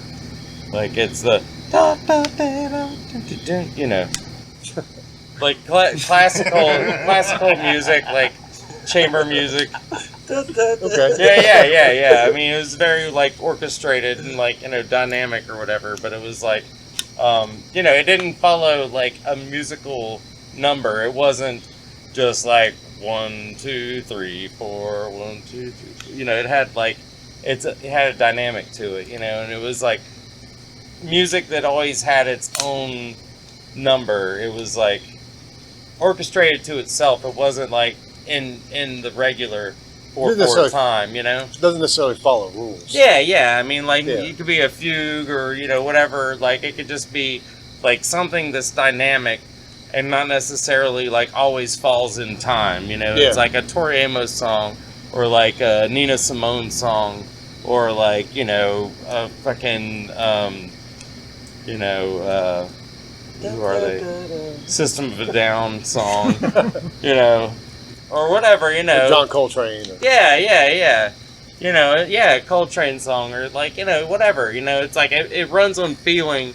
It doesn't run on time, and that's like what music has always been to me. And that's why it's like really complicated sometimes to like play music with other people because they don't want to translate into the dynamic, So when you get artistic with people and they're susceptible to it and they're like willing to, work with you on it, that's like a really cool thing to like to have with other people in a musical scenario. We try to do some of those tricks where we do things that seem like a little bit off time and everything. Yeah. But unfortunately, it ends up being, instead of more loose, it ends up being like, we've got to really nail this. Yeah, you nail it like on like it's like we're gonna hit that off time measure now. So this doesn't follow the rules, but now it's a rule. We got to make it. Yeah. It can become that too because like I mean I work with neurotics, man. I mean, we're fucking musicians, so like we're all like like a little twingy about shit. So it's like we get into those moments when we're trying to like write stuff, and it's like here comes that part. Yeah. And it fucking tickles you. My brain is Yeah, at once you get 4/4 through it, time. though, it's- I had to throw Yeah, it. and like I don't ever do that. Like, You'll make I mean, it 4/4. Yeah. Exactly. So We're- I try to we're- throw that shit out as much as possible. That's why that Yeah. one rule, if I feel like it's going to change, go 2 more times. Yep. It's a fucking simple rule, man. And it makes sense. I don't even think about the shit. It's hard to really nail down one influence for the entire band, though. Yeah, I Yeah, imagine. true. It's all over the place. I would say my influence for the band would be Mudhoney. Oh, I've yeah, never listened to. Because they were just so fun and energetic. Yeah. And just all about theatrics on stage and just having having a ball. They're one of those bands that I consider them underrated. Oh, I mean, yeah, I know sure. people love Mudhoney. Oh, yeah. They're definitely an underrated band. But they were an energy band, you know? Mm-hmm. You know, you'd see 30, 40 people stage diving at their shows, you know? And I was like, yes, I want some of that. And even though they played like punk, kind of, I almost say that if there was a grunge sound, Right. it's actually New Mudhoney. wave. It was Mudhoney. Mudhoney. Mudhoney was the grunge sound. I mean, Yeah, and they had that came new from wave. Green River, but you know, it's an extension of that. But Yeah, for sure. still, you know, whatever you want to call it, those guys, they had a lot of energy and were really kind of played by their own rules. They did. They were like unlike any of those other bands. Yeah. But they were the most punk of those bands. Yeah. I would say. And I'm stuck in the past. I haven't gotten past Black Sabbath. Yeah. I mean, you know, Green River, they had their merits, you know. If Yeah. you want to get Oh, yeah. into the brass tacks. That was Andy Lovebone, wasn't it? Or, Yeah, it was- you know, it was- that was Mother Lovebone. It was Mother Love Bone on the and other end, and then Green River. I had no clue. I listen to a lot of Faith No More on the way over here to get prepared for the shit. That's good. Yeah. There's a lot of bass tones and keyboards and shit, you know. So and heavy guitar. So yeah. Like I think I've said before, I think I might maybe put it in the review I did in the zine. I think the closest band I can think of that I would even be able to compare you to is Mr. Bungle, but you don't even sound like Mr. Bungle at all. No. But it's just that whole, we're going to play whatever we want to play, and it's going to be a little bit funky at times, and it's going to be a little bit heavy at times, and it's going to be punk rock, but it's not going to necessarily be the punk rock that people think about. So since this did not take any kind of usual form of my interviews, Yeah, no.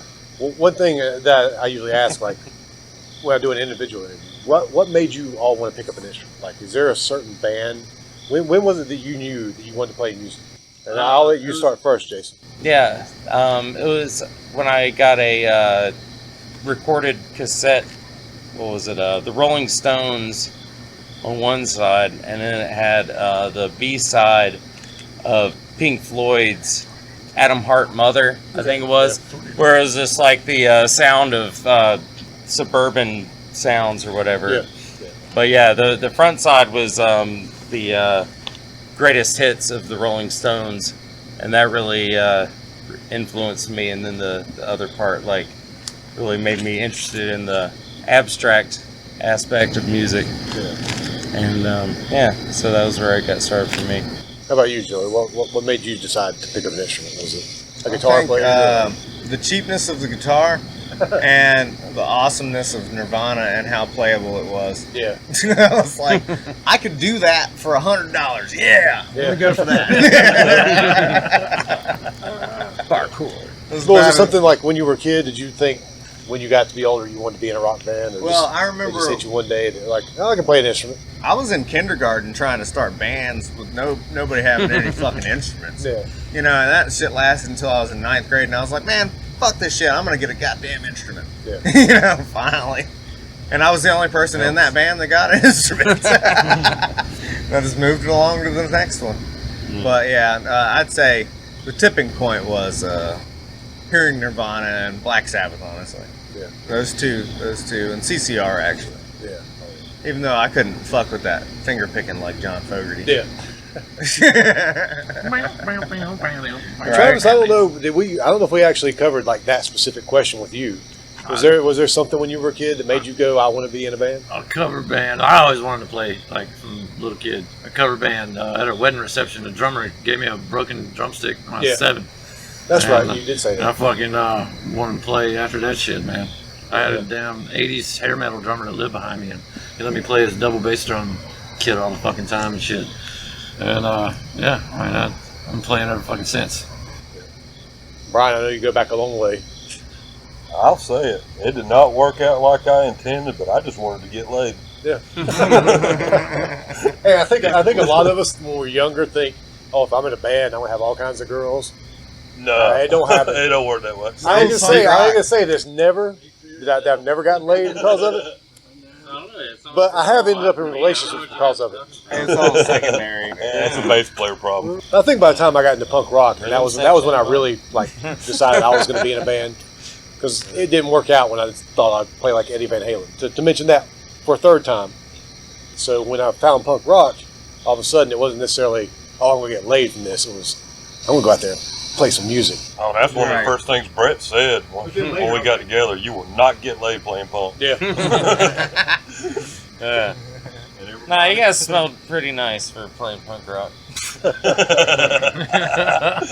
Not to like pigeonhole or nothing, but you know, Mitchell. for punk rockers, y'all are, pretty clean. I just like moshing, man. That's my thing. I just want to interact with the crowd and shit. Yeah. That's what I Not in want. a pandemic I though. don't really so much care about the moshing part of it. I never really got into that. Yeah. But I do like being in the crowd. I like enjoying music with other people. Right. I like interacting with the band, which is why I like going to see a show at the Milestone or at Tommy's. Yeah. So much better than I've seen some great bands in the Coliseum and Oh, places yeah. like that.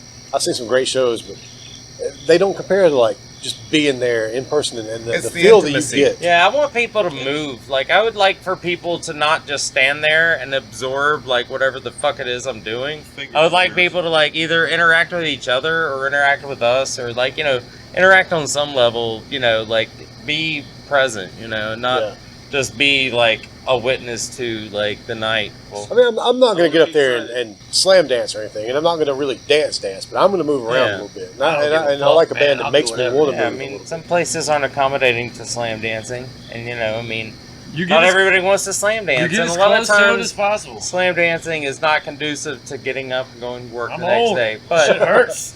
when I was a little kid, I went out to shows at, like, Fat City, and I went out to shows at the Milestone.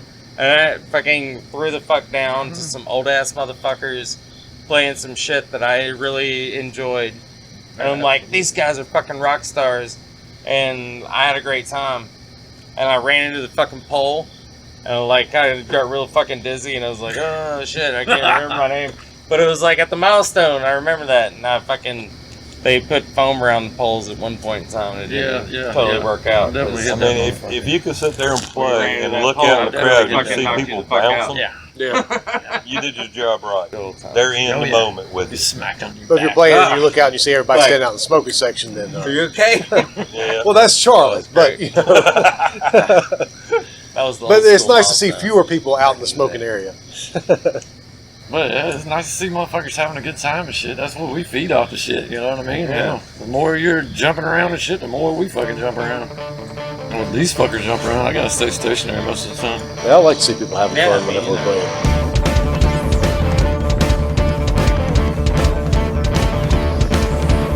Yummy little lady, I swear you made of candy. Beneath my skin, it's boiling soon. I'll consume you completely. Sweet and tender kisses, baby, don't be worried. You'll be in my morning taffy, twisted, contorted. Eyes lock, just like our lips. Dreams are down, her crying hips.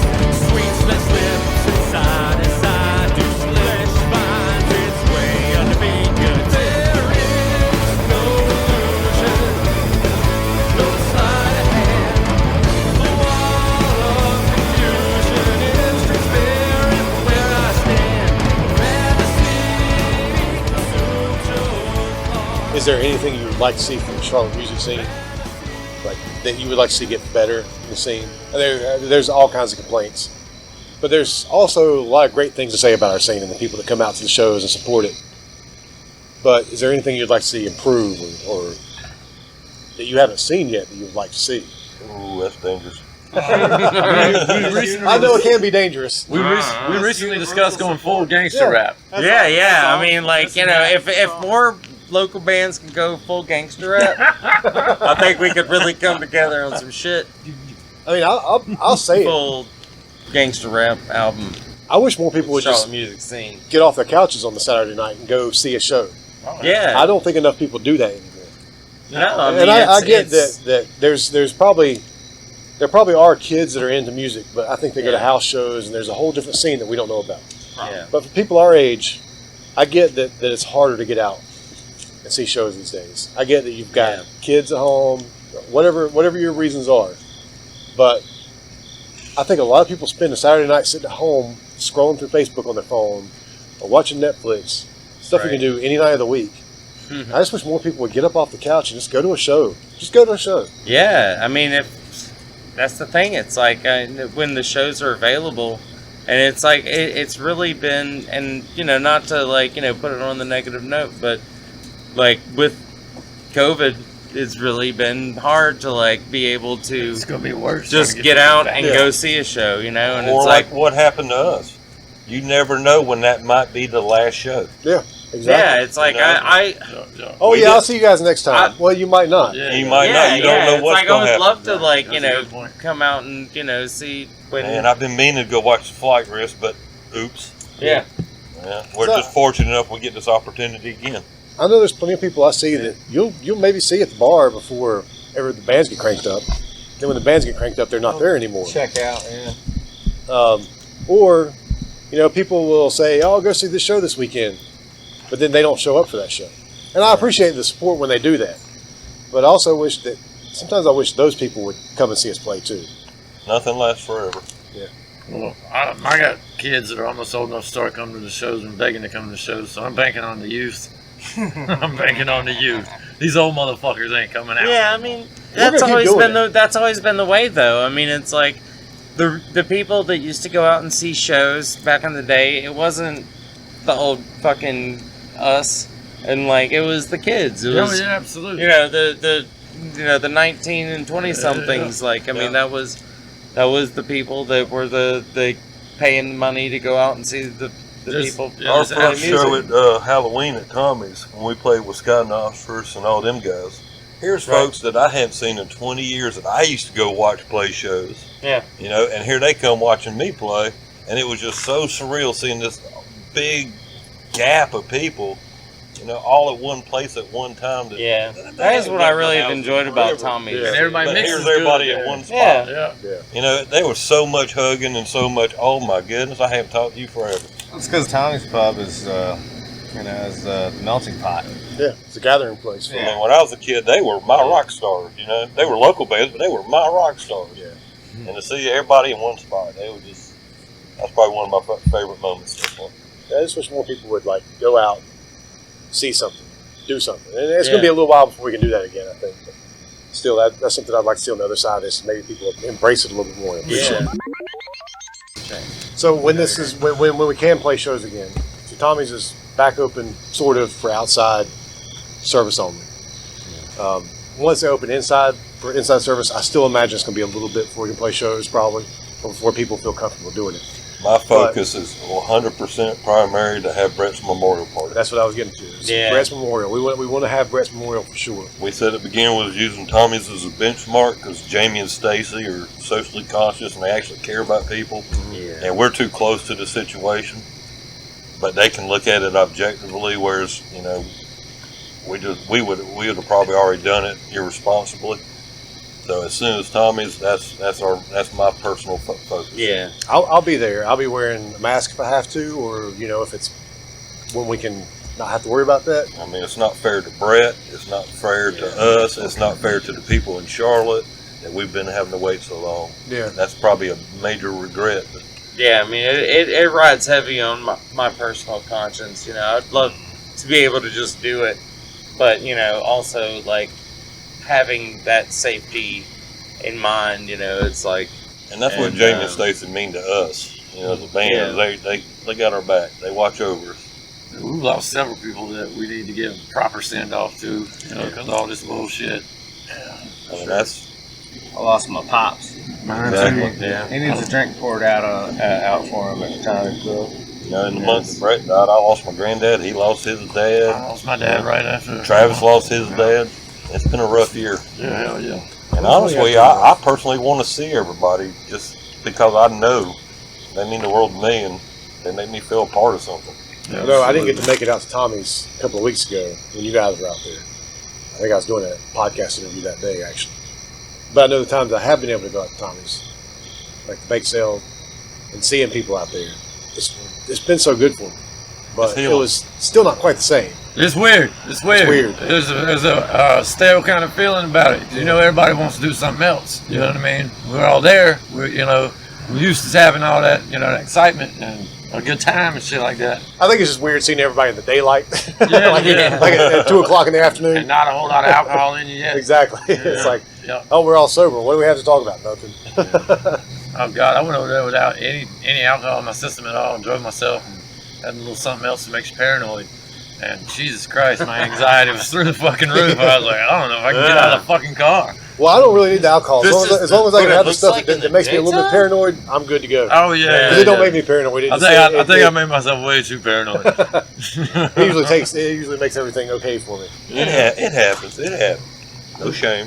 But it does help to have a beer in your hand when you're standing around at a bar talking to people. Absolutely, yeah. But that's what I was saying. When I went to that one, they couldn't serve beer yet. Yeah. You know, they couldn't do to-go things or anything while they were having that event. I was like, this is so fucking strange.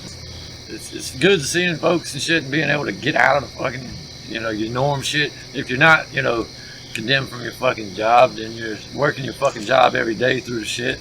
Yeah. And then you go home and you don't get out and hardly see nobody. As long as it's fucking socially distanced, I can wear a fucking mask and shit.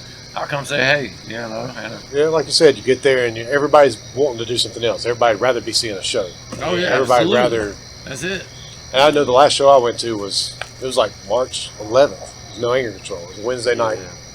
I went after band practice, and then like that next weekend, everything was shut down. Yeah. It's like that quick. Yeah. But at that time when I went, I actually knew this might be the last show I see for a while. We were scheduled to play that Friday. Yeah. And the governor came down on Tuesday, I think Yeah. it was, and canceled everything. Yeah. And of course, Brett died Wednesday, Thursday. Yeah. That's why no matter like what side of the debate you're on about mask or no mask or whatever, I'm gonna wear my fucking mask because I want more people to survive this. And we all take certain chances, at times. I mean, just like band practice is a chance everybody takes. You got to learn when and where. People you trust. I think is a lot of it. Even though the people you trust might not know if they have it.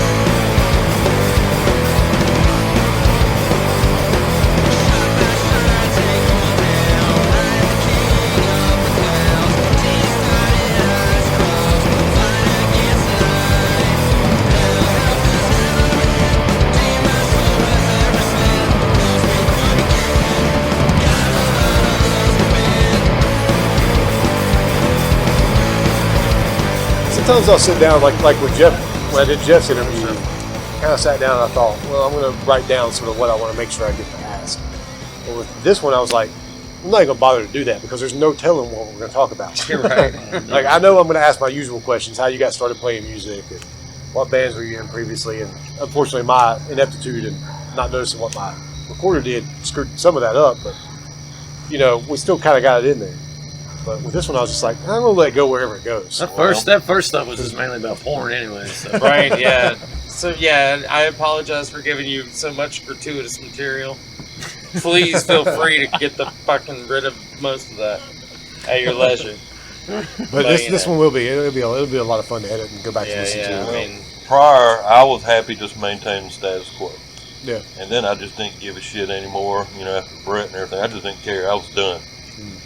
Now I'm finally getting to the point I'm excited about the future. We got some good things brewing up, and it's starting to click. I'm excited again. It's coming back. Yeah, I'm excited about the future in general. yeah.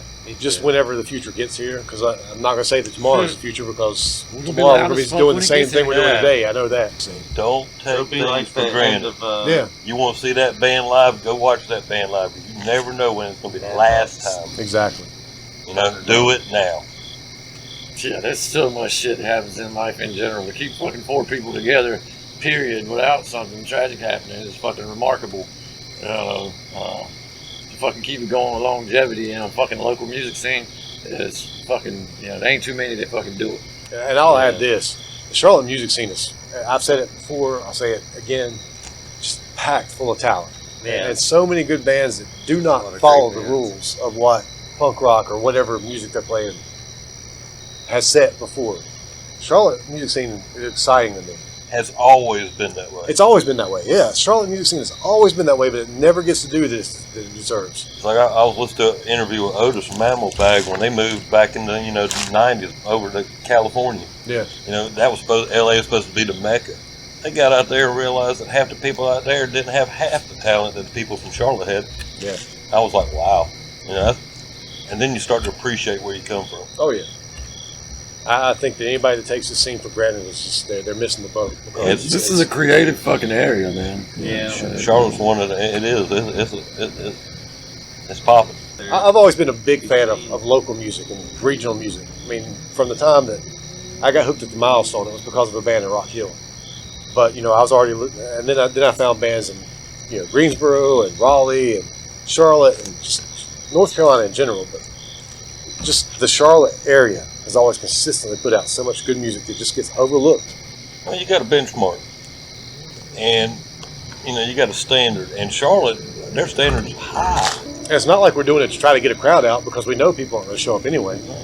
But we just do it because we want to do it, because we want to. We just want to keep reaching that next level. Van Huskins is the same way, and I imagine Flight Risk is too. And that's the quality of talent you see on a daily basis around here. That you almost have to achieve that. You can't help it because it's osmosis. Like you said, you want to play first because you want to set that bar for the next band, and the band after. Yep. And the fun thing about that is, usually we're playing with our friends. We're telling our friends, top this. And it might not always be gangbusters, but it's always going to be fun. And that's something it's not right, but I took pride and love when you get these out of town bands come through. Yeah. They come in with their little attitudes and egos, and just average run of the mill Charlotte band just blows them off the fucking stage. Yeah, sure, I'll open up, no problem. Yeah. It's not right attitude to have, but just to watch their faces drop. I don't think it's not the wrong attitude to have either. Fuck it, man. I'm a die-hard racer, man. I'm gonna blow somebody's doors off. Yeah, no, you guys always want to bring it. I mean, that's the thing, though. It's like, if we do open, sorry, that's up to you after that. And it's all our friends. We're all pushing each other. Yeah. I mean, we do that all the time.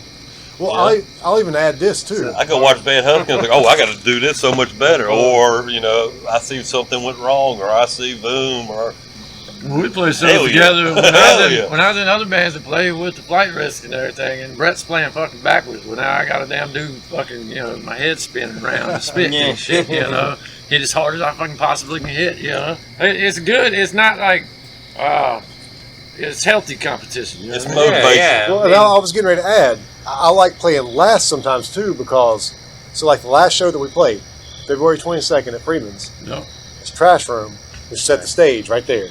This is what you got to top. Yeah. And when we set the show up, I even told Eric and Ben, I said, I want to play last on this one. They're like, are you sure? I was like, yeah, I want to play last on this one. It was because I wanted to get No Anger Control to play. And, they blow the crowd away every time.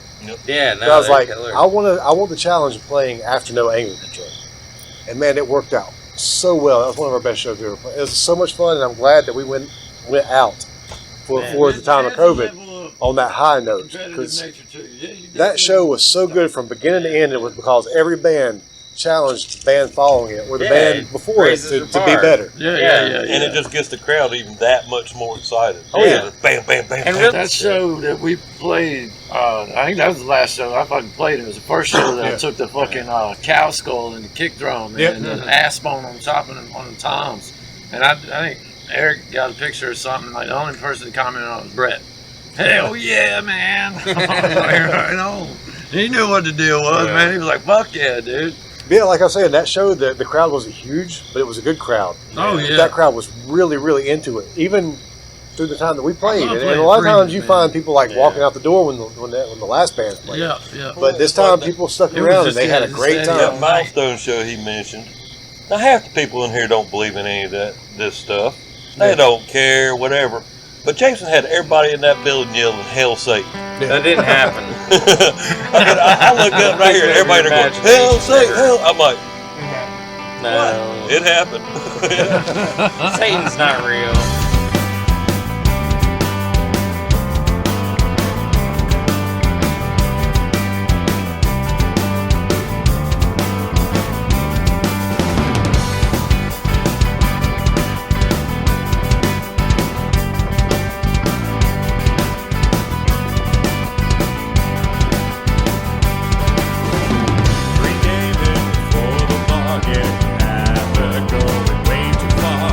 Little Molly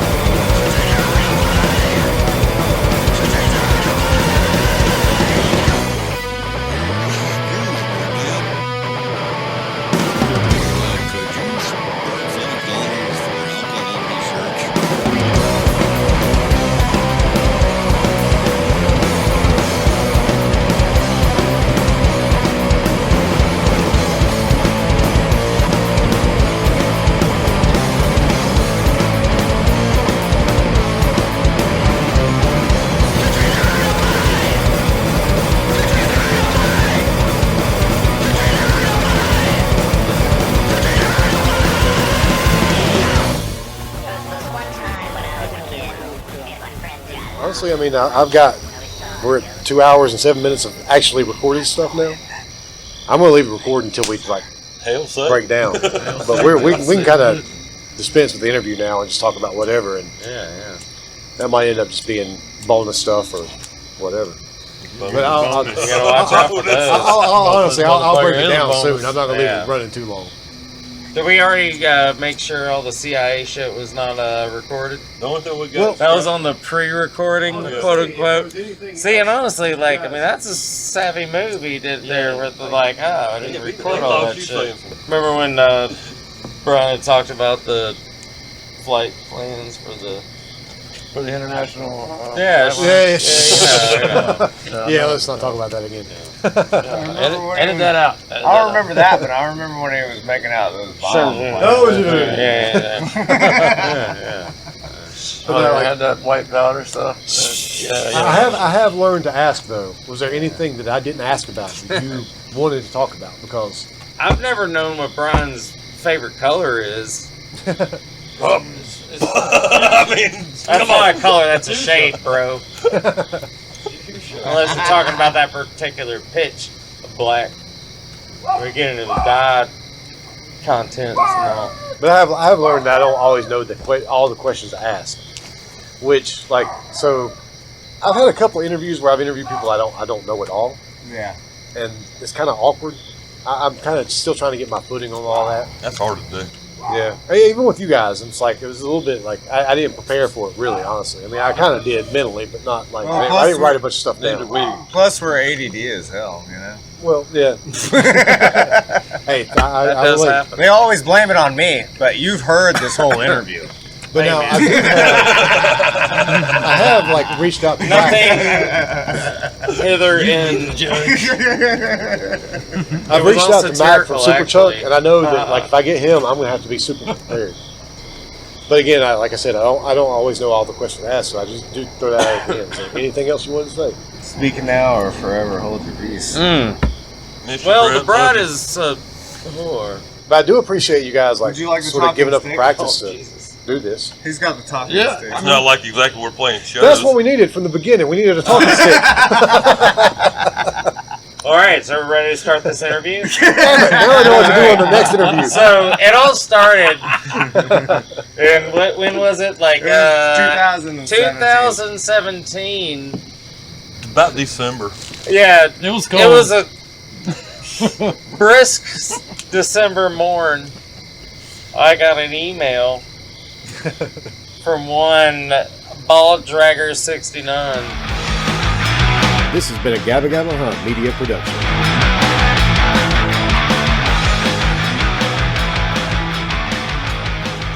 I guarantee it. These motherfuckers, man. I'm glad I'm off mic now. Man, you know. I'm gonna talk all my shit. Yeah. Once upon a time. Oh, shit. We were worried about actually saying anything. Oh, hey, do you remember the what was it? The documentary that they did on the guy that killed his wife and then he decapitated that guy in Galveston, Texas, and then he